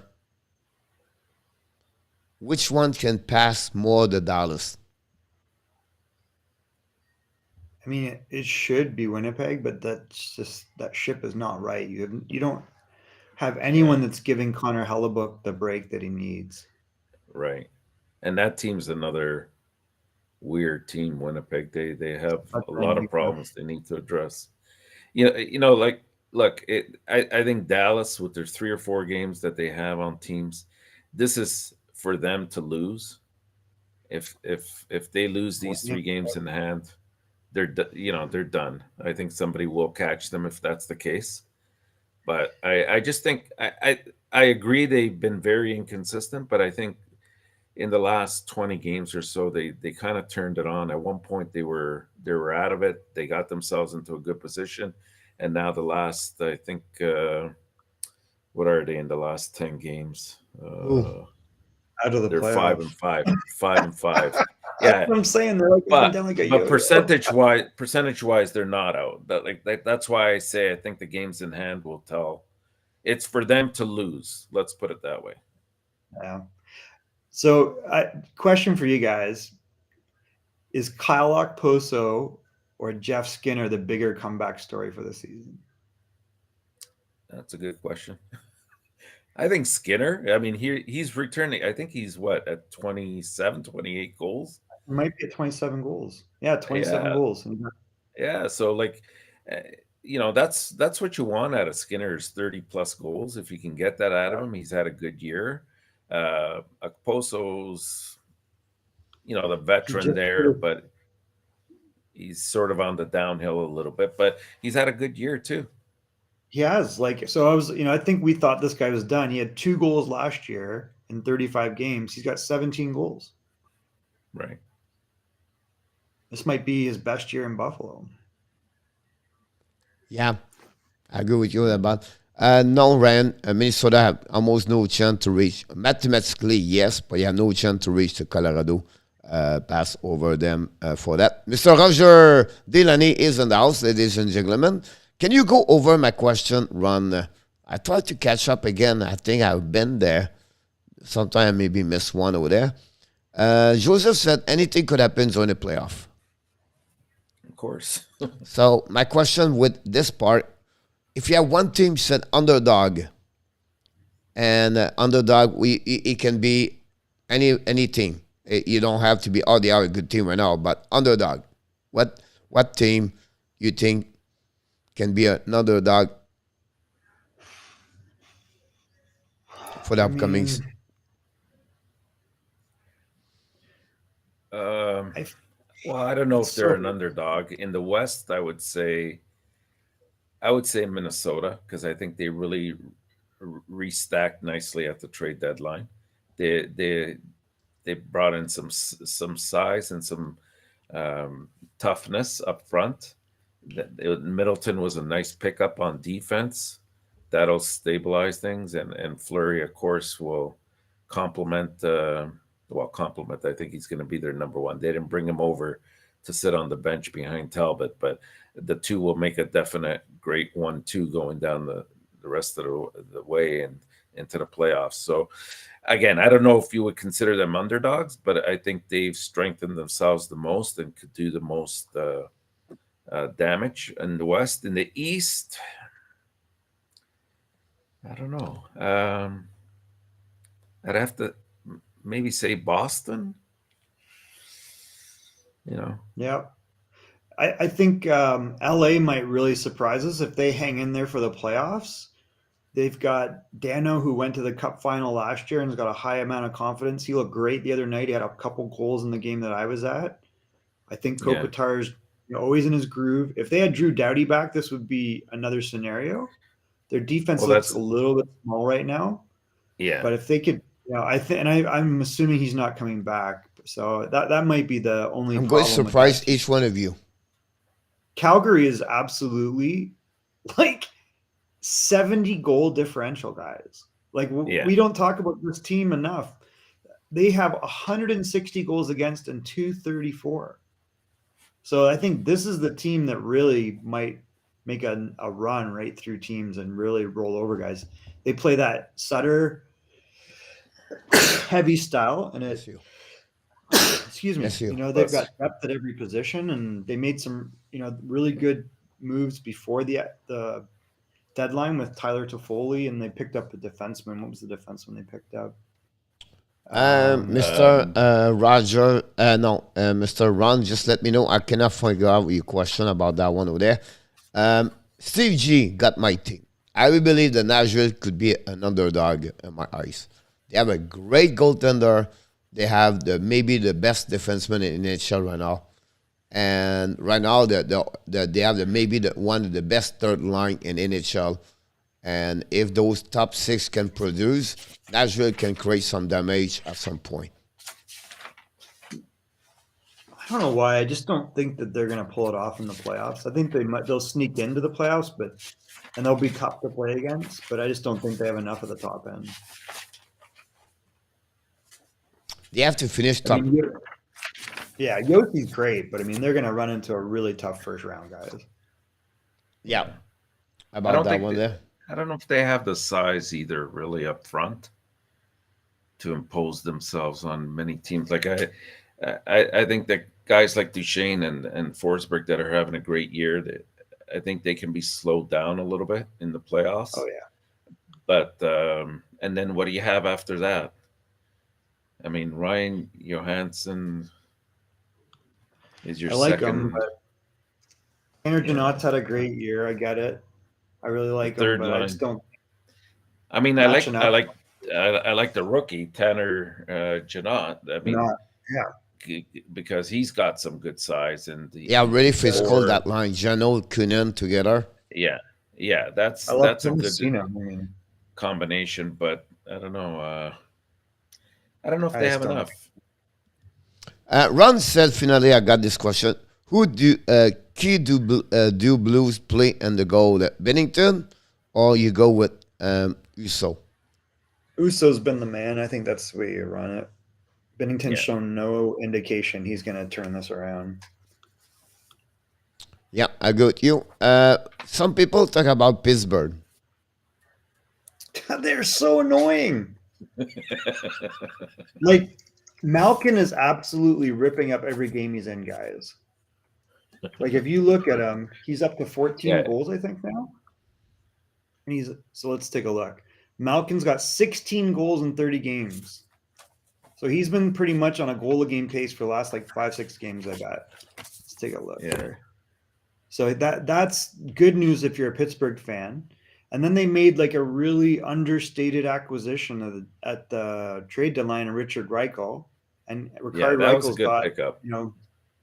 It's a typical Pittsburgh Penguin pickup. Like, this guy's a 200-foot player. He skates, he takes away time and space, and he can score. What do you think of their defense?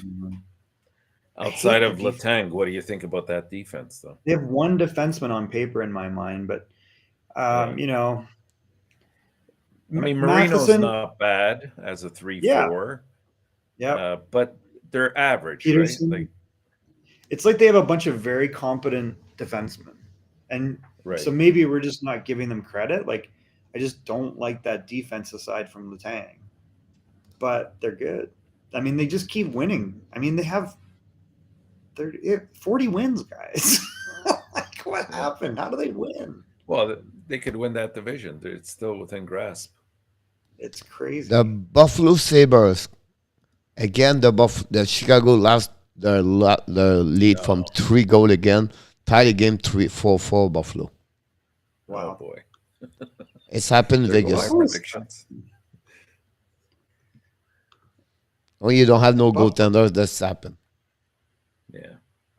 Yeah. Who's playing in net for them? Lankinen. Chicago. Lankinen, I think. Yeah, he's done. That's not going to work out. I think the writing's on the wall about that. Coach Frenchie called that last year. I kind of had hopes for him. Oh, wow. Did you hear that? No. Eugene Melnick passed away? Oh, no. Oh, really? Yeah, he's been really sick for a really long time, hasn't he? He had liver cancer or something? Yeah, I think he had recovered from it. And I guess maybe 63 years old. Yeah. Is that all he is? Yeah. No. Eugene Melnick's only 63. That seems weird. Wow. Nobody. Yeah, that's all he is. That's sad. He's born in 1959. Is that right? I guess that's right. Wow.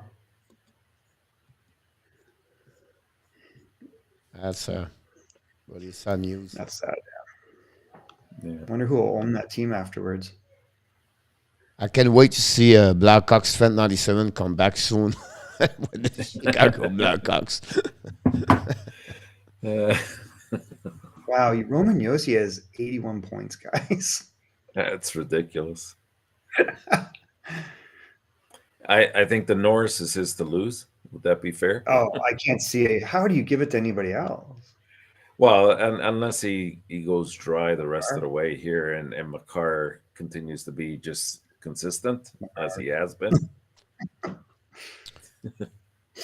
I don't know. Not I was much, just thinking Danny. What happened right now? They just wait, and usually the family go to the next one, and they go from there. Now, for many years, they think to sell that team, everything like that. So it'll be interesting what can come after that. About this, Putin brings something good here. I don't know how they're going to fix it, but many goaltender, many team looking for goaltender. Vegas, Buffalo, Chicago, Edmonton. It's really a lot of team. Are you guys surprised that we didn't see more action with goalies at trade deadline? I think Because they everyone don't just held have. on. You don't have a lot on the I mean, market. it didn't. The one guy that you would think might have that they're not going to give up because he's cheap and he's still great is John Gibson. I mean, a lot Should of be trades they, during a the lot of summer. things- What's that? He should be trades during the summer. He should have been. He should have already been traded. Yeah. But So I now don't know. Anaheim maybe really will thought trade there was a him chance this he year. might land in Toronto. But why would you trade John Gibson at this point? They will maybe trade him like in next July. And Who do they Toronto have could be Toronto. It could be a great pick, and then you can maybe get a William Nylander or something like that. I do not see Pat Verbeek trading for William Nylander. I think Pat Verbeek will try to hold on to Gibson, and I bet you because you look at Zegras, you look at the way Troy Terry played, and you go, "Hey, we're not that far off." They are now. They are far. No, they have a terrible No. coach. I think he means down the road. They have some assets that they can work with, right? Oh, some good kids. Absolutely. Oh yeah, If you make believe the Troy Chef, Terry- but they are far. Like they are like at least 3-4 years. At that moment, Yeah. Gibson would be too. It would be like 32. Well, you look at the defensemen they got rid of. I mean, you got Manson, Lindholm. That's my point. That's what I said. They would be. They are. If they was weren't thinking old. like Michael said, I think they would keep those kind of the players.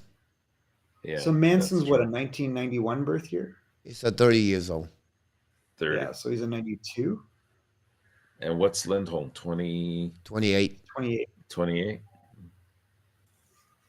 I just felt like this- if they weren't thinking that the way I think they would keep them, at least two of them. They would not trade them. They Yeah, get you're all probably the right. draft pick now, and they know they rebuild around Zegras, McDavid, everything like that. I feel like Gibson could be the next one, can go, and they can get three, first round pick, great prospect, A1, and then players at like that age, 27, 28, 25. And, Yeah, I think you're probably right. When you really look at that lineup here, you're probably right. You'll move Gibson. Shattenkirk will be gone. I bet you Sonny Milano's probably gone. yeah. Silverberg, I don't know how they'll move that contract out. He had a terrible year. Comtois, you hope, makes a comeback, but he was really, I think, lazy. I was hearing stories of people that I know that were in Vegas, and he's in Vegas with his hand injury at partying. Cam Fowler has a lot of value. Yeah, when I heard that, I was mad. I'm like, this guy had a great year last year. He hurts his hand, and now he's out in Vegas partying. He's at nightclubs. Oh, yeah, I'm on the IR. Okay, why are you here? Those drinks don't weigh that much. Jeez. Ron have a question. Should McCall start focusing on play defense more instead of try to score all the time? He's starting to get burned by players a lot. No.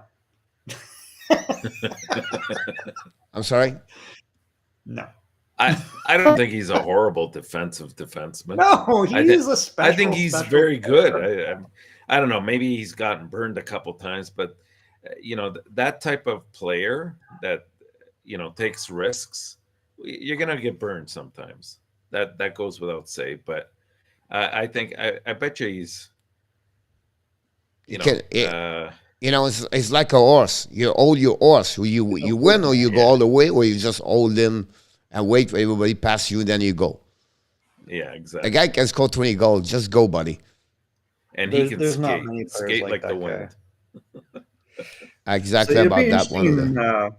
I think, Sorry? what'll be good too in Anaheim, by the way, is McTavish, right? You still got Mason McTavish. I would not be shocked to see Olin Zellweger in the NHL by the end of next year. Well, He's he had having an a amazing, great ridiculous year this year. Also, I talk about Tell me him. about it. I just read an article about him like 3 days ago. Guys, he's got 71 points for us. Yeah.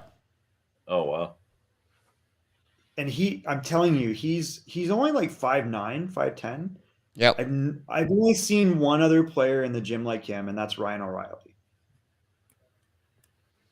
Like, he is the most competitive person I've ever seen. He works harder than anybody. He's so strong.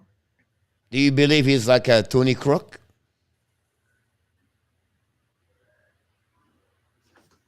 He might. I think low end. He's that. He's not as he's a different level of skating, I believe, and his hockey IQ is super high. Okay. He might really surprise all of us. If anybody believes in Brant Clark, I think he's as good or better than Brant Clark. He's probably better. I think he's smaller.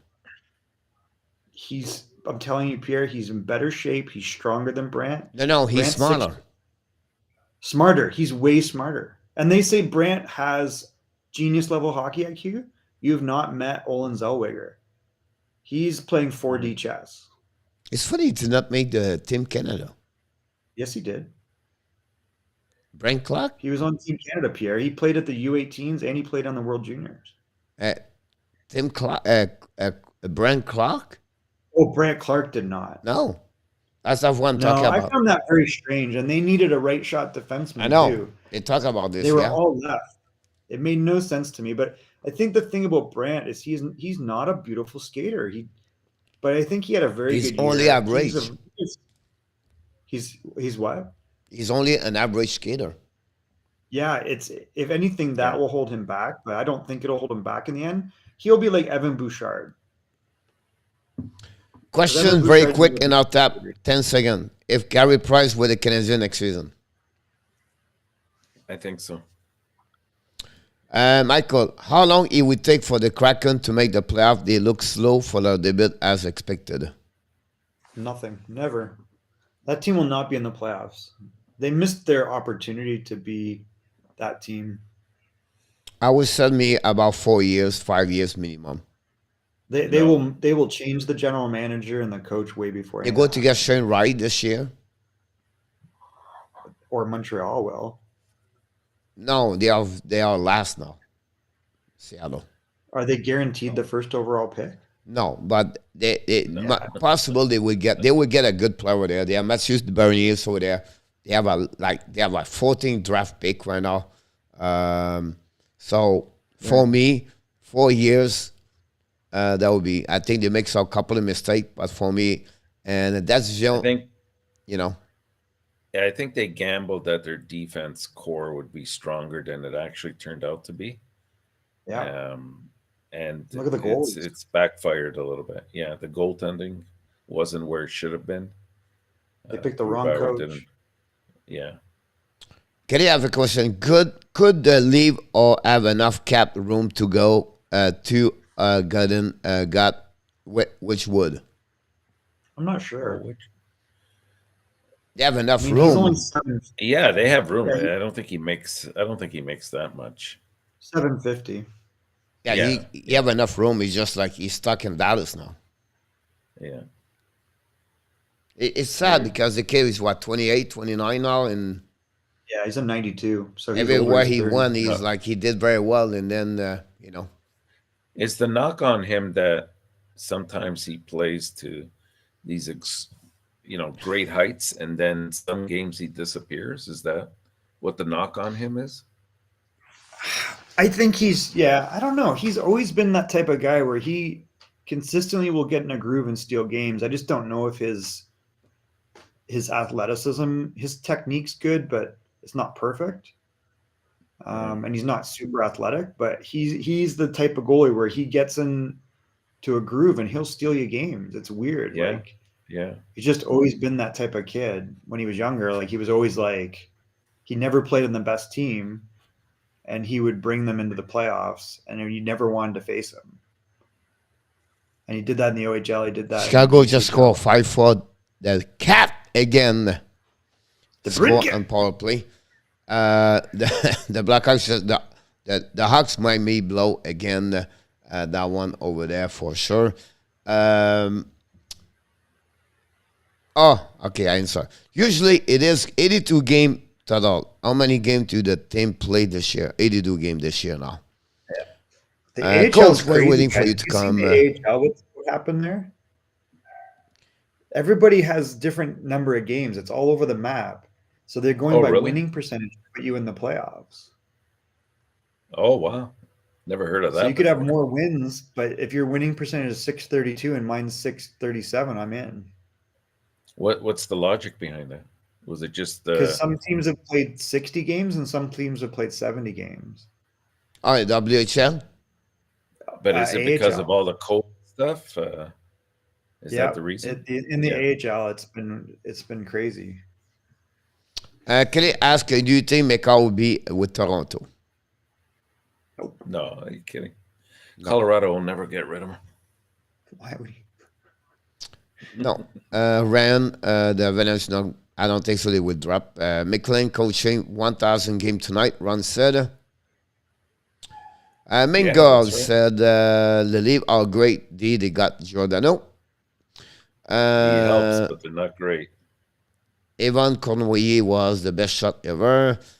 Giordano is good, but this doesn't fix their problem. Okay. 5-4. Question. the I know greatest it's only skaters. about who play in the final. A key prediction, win prediction. Who plays in the finals and who wins? Oh my god.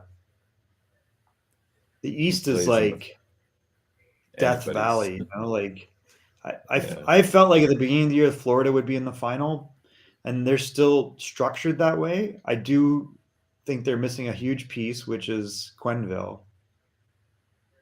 I think Yeah. that might prove the difference. Like, you know, you've got Burnett against Brindamore, you got Burnett against Cooper, and then Gerard Gallant. So I think all other things being equal, then that might be a problem. It's funny people talk about I Dan like Daou. Dan Daou. Danny Daou. Oh, yeah. Good old Leaf.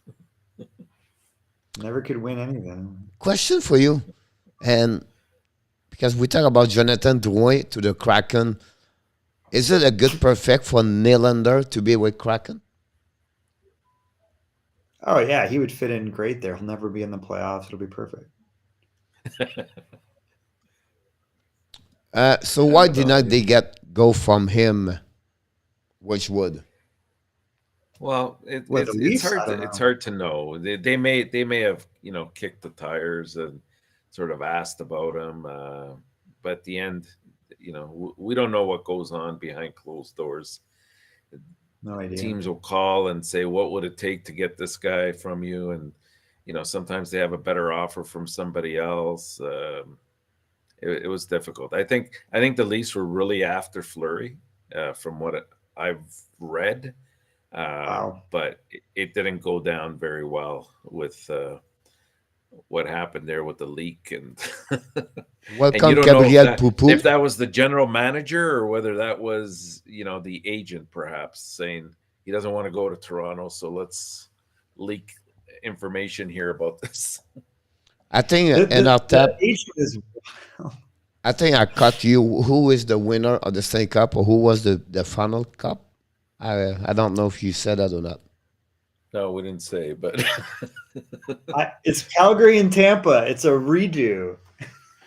I'm gonna go with Florida and Minnesota. I'm gonna go off the board. That would be great. That would be a great final. Yeah. It wasn't a question, it was a statement. Oui, Monica, là, on vient d'en parler. Seattle take the lead 1-0. They maybe make the playoff now this year. Just kidding.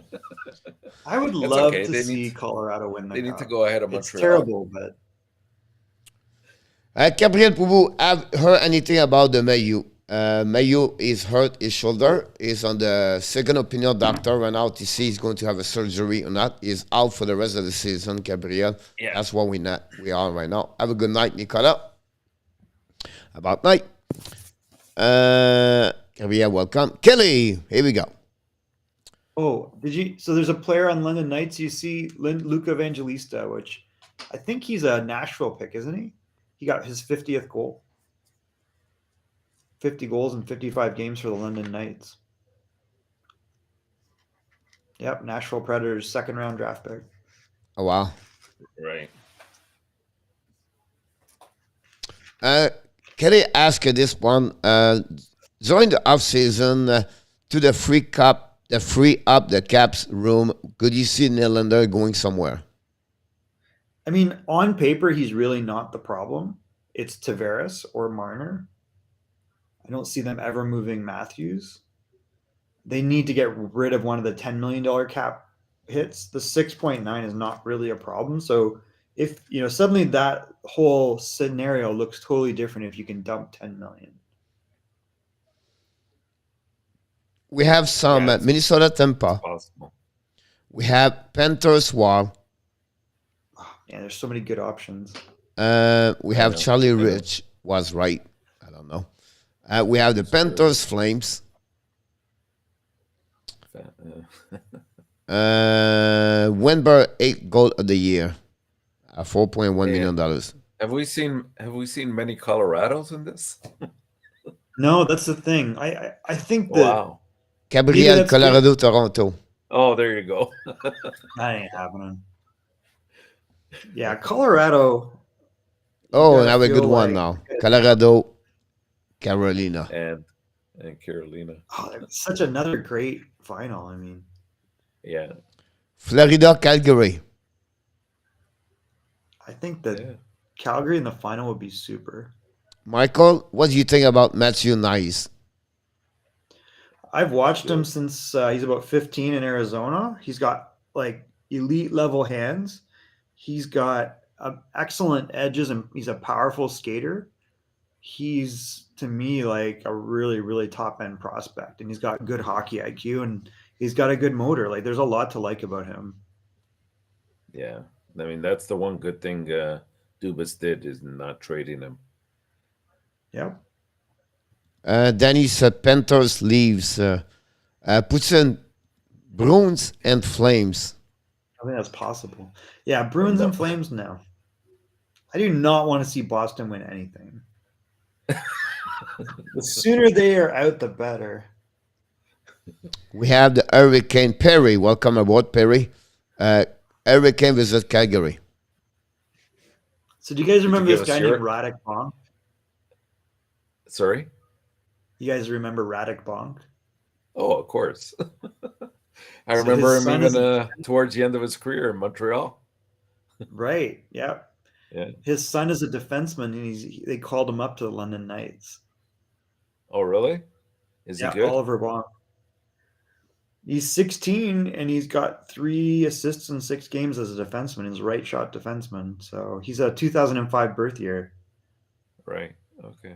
So he's real young, and he's up playing with probably one of the top 5 teams. In our tap, do you believe Montreal will make the playoff last year if the season was 82 games? No. They barely made the playoffs last year. Yeah, but who would have caught him in that division? That's the thing, right? Calgary was having a bad year. Calgary. Ottawa- Maybe Sutter would Ottawa- have turned it around. I think they would have made it by default. Maybe. Still. And yeah, I don't know. Good night, Luciano. Coach, you didn't give us your prediction. For the I'm sorry final. again? You didn't give us your prediction. for the Because Stanley nobody Cup asked final. me. I'm I just asking did. you. Because me, I'm read defeat me. That's what I have. That's why they pay So me what do to you do think? that. What do you think?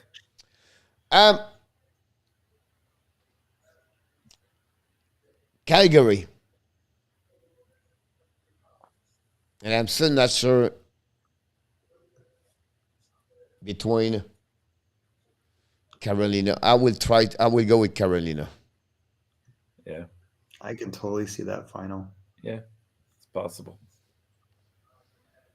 Los A lot Angeles more. just tied the game 1-1. I think it was playing Sunday night. That's what King score, the King score, everything like that.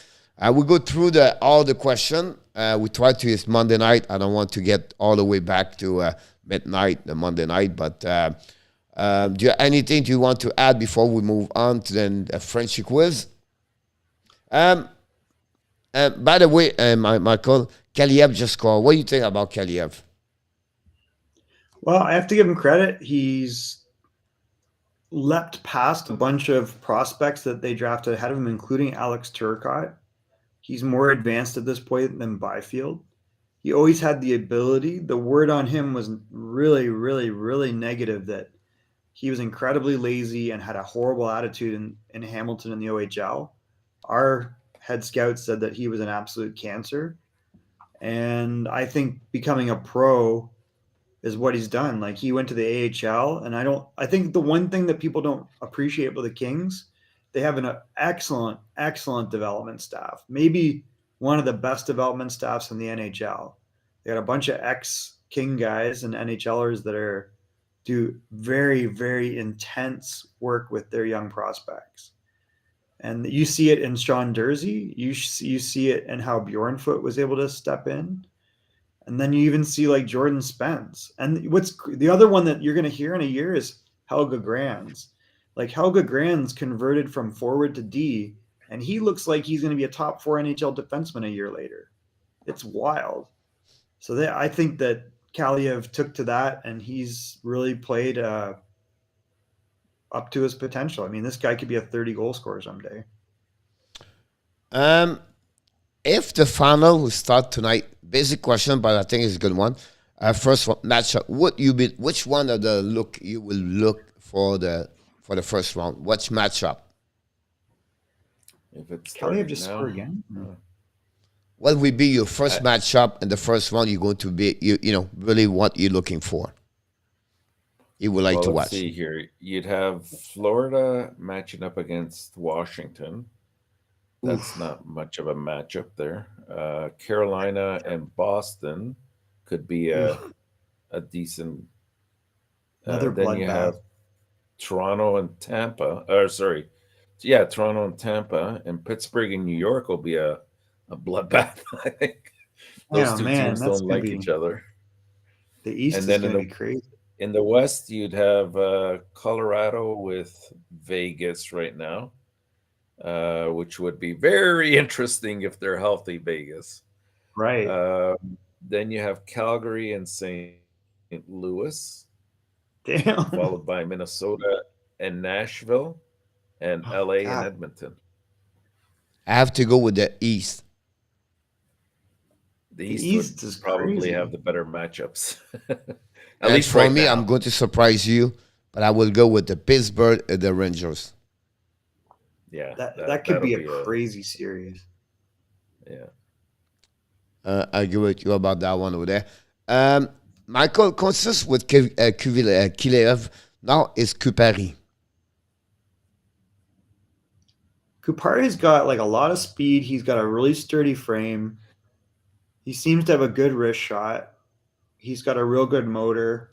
I'm not sure what his top end offensive ability is, but he's, another example of a guy that has, I think is going to hit his potential. He might cap out as like a third line type guy, but he's going to be, if he is, he'll be a real good third line player. Yep. Yes, Farrell, we just heard that too. Also, thanks for the inform again. I appreciate that. Wednesday, Kings visit Oilers. That could be the preview of the first round for sure. Johnny asked a question. Do you see a lot of activities during the draft this year? Yeah, there were quite a few. Wow, a lot of fight, a lot of pushing. Oh, Radish just took two guys. The two young kids trade for the tempo on the middle of the fight. He is a big guy. He's like 6'3", 210. I think Buffalo just tied the game. Did they? Yeah, they did. Alex Dobbs. Buffalo has some nice pieces.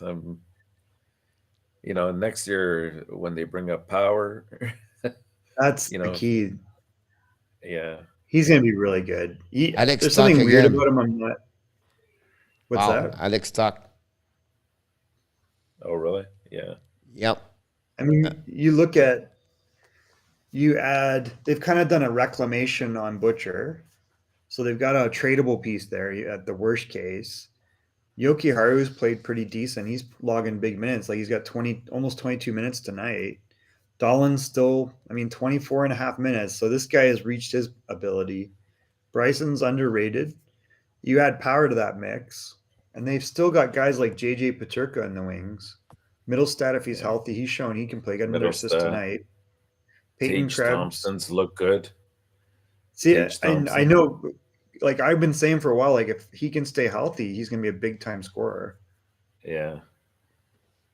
Yep. Yeah, and those were nice pickups in Krebs. Krebs what they got and from for Eichel.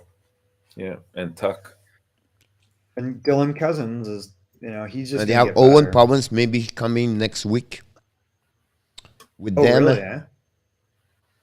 And they're going to have another great pick this year. So looking good for that one. Yeah. If they can find a goaltender, that'd be amazing. And Thompson is unbelievable. I mean, the goalie, the Finnish goalie, I still think could turn out to be a real good goalie. Now Chicago got a penalty for hooking, and they almost scored. Jeff Skinner is almost scored 35 shot versus 20. That's what we at that moment. They're in the last Seattle minute, just I take the think. lead 2-1. It'll be interesting to see if Devin Levy ever, I think he might be more of a backup, but he could be a real good backup. Right. I don't know, Ren. I don't know about the master, Kelly. I'm not going to do the master, but I have no clue if Tiger Woods play or not. I think he was retired, but I don't know. I don't know about Tiger Woods, honestly. But only I working know on his kid. About the Frenchy quiz. That's what I know. Oh my God! It's time to show up. It's time I'm going to put Michael a little bit right. Are you at the left side of your computer, Michael? Michael, can you move right? Here we go. That would be better. Here we go. Question number 1 of the night. Easy tonight. All right. Easy. Question number 1. And the last 20 games. Easy. And the NHL for each team, how many players has 20 points a plus? 69 players have 20 points in the last 20 games and all around the NHL. 69 players we're looking for. Is it exact, under, or over? You know 20 this. points in the last 20 games. The last 20 games, you have 69 players has 20 points a plus. Is it under, over, or exact? I mean, this is like a guess. It's like a guess. Just thinking, okay, so Poutine said exact. Ron said under. Gabriel said over. We have 1-1-1. Al Sport said under. Ren Smith said exact. We have Steve. I just started walking. Kelly cannot play. Taylor said exact. We have Kelly said over. We have some other mulligan. We're going to wait for some people tell us what's going on. And we have Steve J. Okay, puts in 4-1 Oilers. Let's go with Mr. Andrew. Andrew. Steve G said over. Let's go with Michael. I'm totally guessing that it's exact. I have no idea. Which one? I'm going to say exact C. I mean, I have no idea. In our This tap? is a total guess. I gotta believe it's at most 2 per team, which would bring you to 64. So I'm gonna go under. Under. Mister, do we have other people? Anybody? Just in Amazing. time quiz time puts in. Yeah, you're on the right time for that one over there. Do we have other people? If I don't mention your name, you have to tell me again. If not, we have some are winning at that moment. Oh my God! And it's Michael DeVillano. Exact. He got the first one over there. RG was over. And congratulations on that one over there for the first question of the night. Oh my God! Question number Here we 2. go. Of the 69 players have 20 point a plus, how many of them have 10 goals? Oh my God. The number is 40. Now, it's easy. It's only under or over. So I try to give you a better chance tonight. The Buffalo take the lead 6-5. Great. Another loss. Oh. So 2/3 have 10. We have Taylor over, puts in under. We have Ron Kings under.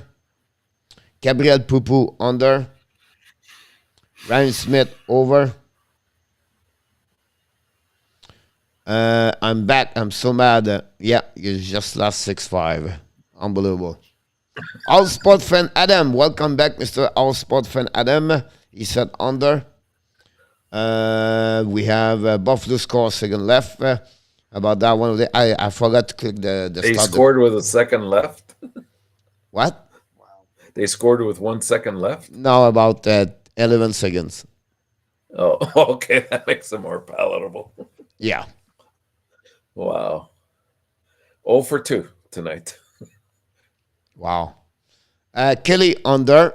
RG over. Here we go. Mr. Inotap. I think it's reverse, so I'm going to go under. Under. And Mr. Michael. My instinct says under. I'm gonna go over just for the hell of it. Over. All right. So one of you going to get it. Oh my God! And the winner, that's one over there. Take 2-0. Or Inotap goes 0-2. Or we tie both of them 1-1. It's over. 41 players get it. And then we have 3 people take the lead at 2-0. Michael DeVillano. We have Taylor. And we have also Rick Smith at 2 Oh my God! after 2. Here we go with go. the Question opposite number of my 3. instinct. I'm the best guesser. They are 86 game when the team lost and they scored 7 goals and more in the NHL. You understand? Yeah. All right. How many of the 86 games they lost an OT on a shootout? The number is 11. 11 of the 86 games they lost and they scored 7 goals. And I'm looking to know if it's under or over exact with 11 game by the 86 was finished and OT on a shootout. So Is this just this year or all time? all time. Oh, So we have RG exact. Hold on a second. I forgot that. RG exact. We have Putin exact. We have Ron with 20 over. Ryan Smith under. Yes, Ryan, you're 2-2 right now. Taylor App under. We have Kelly under. We have Gabriel Poupou under. All Sport spin over.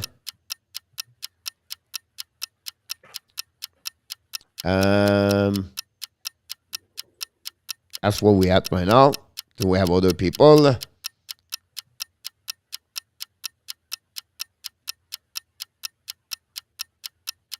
Mr. Michael DeVillano. God, I have no idea.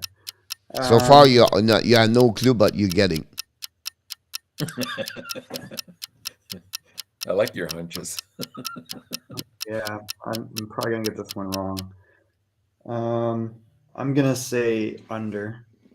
Under. Probably And out that, finally, are you going to listening, Michael DeVillano? I have no idea. I'm gonna go with over. Over. just to be different. Real deal prim says C. Exact. Oh my God! Under 10 game. Michael Delaney with 3. Taylor with 3. And Ryan Smith fishing is at 3 right now. Putin is at 1. RJ at 1. Kelly score. And Gabriel Poupou score. That's what we are right now. Congratulations for this one. Number 4 of the night. Oh my God! All right. I need to go to bed.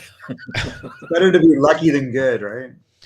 On the number of the 86 game lost with a minimum of 7 goals. How many the Boston Bruins was involved as a winner or a loser? The number is 14. So Wow. under winner or over? loser. Yeah. Oh, shoot. 5-1 Edmonton. 14, 20, 14 of 86? Is that possible? 56. I mean, I think they've got 7 against the Leafs, right? They have 3. They have at least 6 or 7 against the Leafs. 7 goals. Oh, wait, 7 goals. 7 goals. No, that's not. Yeah. Whew, I don't know. That's weird. We have All Sport under. Ryan Smith over. We have Round Kings over. Gabriel Saint-Poutine. Poutine Lézard, he said over. Gabriel Poupou said under.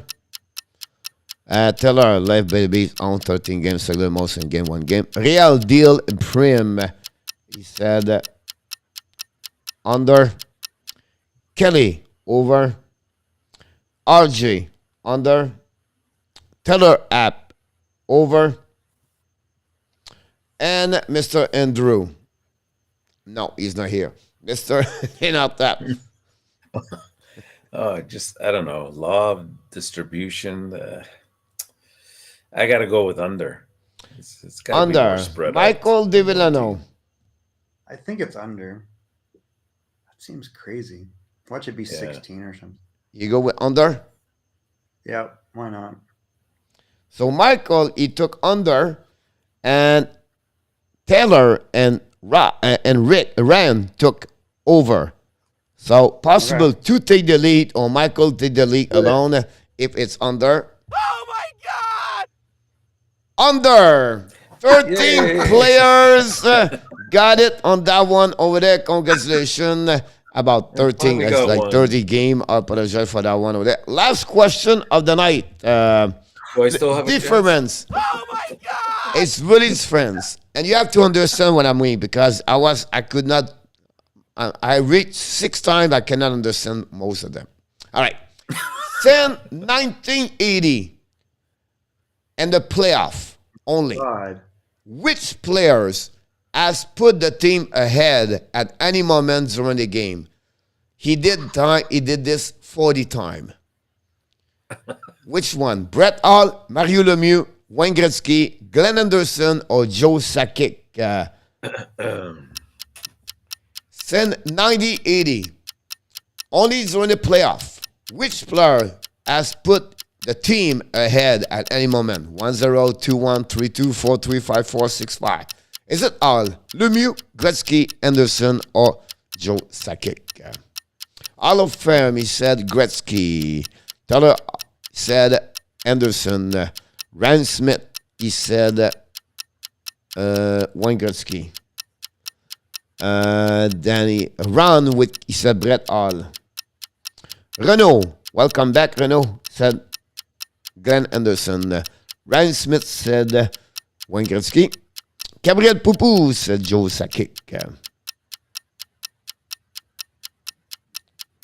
We still missing a couple of pieces. Real Deal Primo said Lemieux. Do I have Taylor? Taylor said, okay, I got it. Putin said B. Larry Lemieux. Mr. Michael DiVillano, possible a 5-5 tonight. Kelly. Damn it, this one. I'm I sorry? don't know why my gut's telling me Glenn Anderson. So D for. RJ That's probably said B. wrong. Who you go? I'm gonna go with Glenn Anderson. I don't know why, but something tells me that's it. It's funny when I took that question. I put Glenn Anderson. I said Michael is going to get Glenn Anderson. That's funny. I don't know if he's right or wrong, but I would tell you, could tell you this. I put his name there for that. Here we go, Mr. Inota. That means it's wrong. I think it's Brett Hall. I think it's Brett Hall. The answer to that one over there,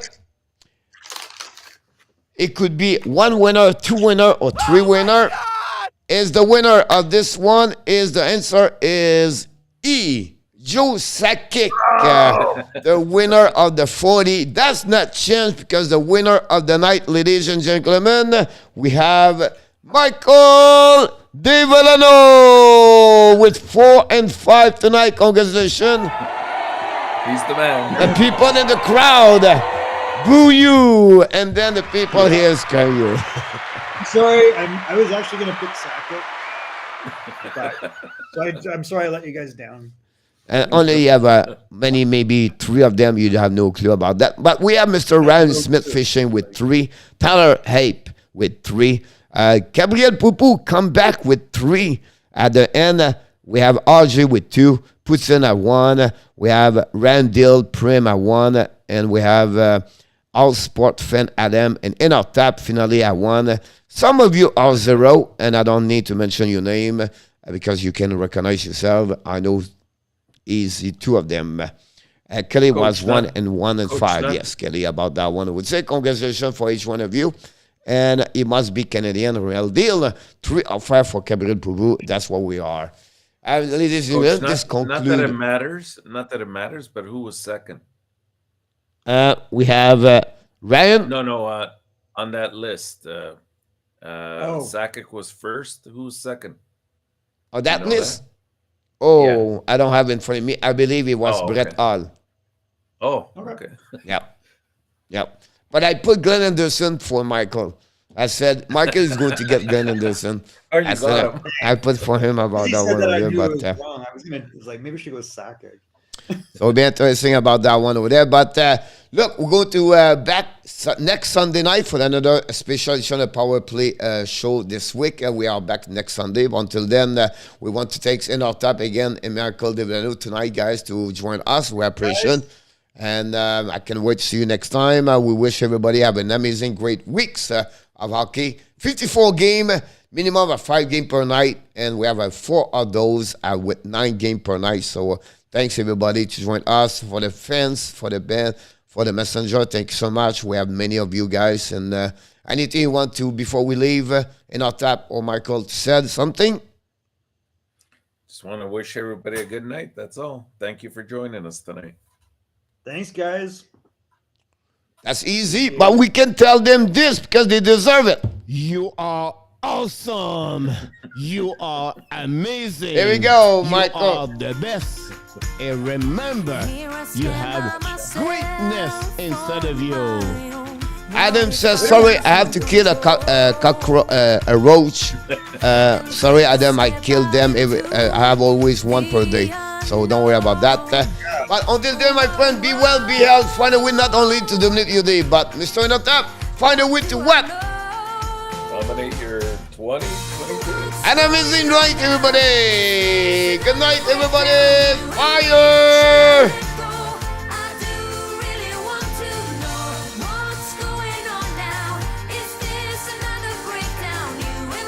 Should I say so? We're just putting on a show.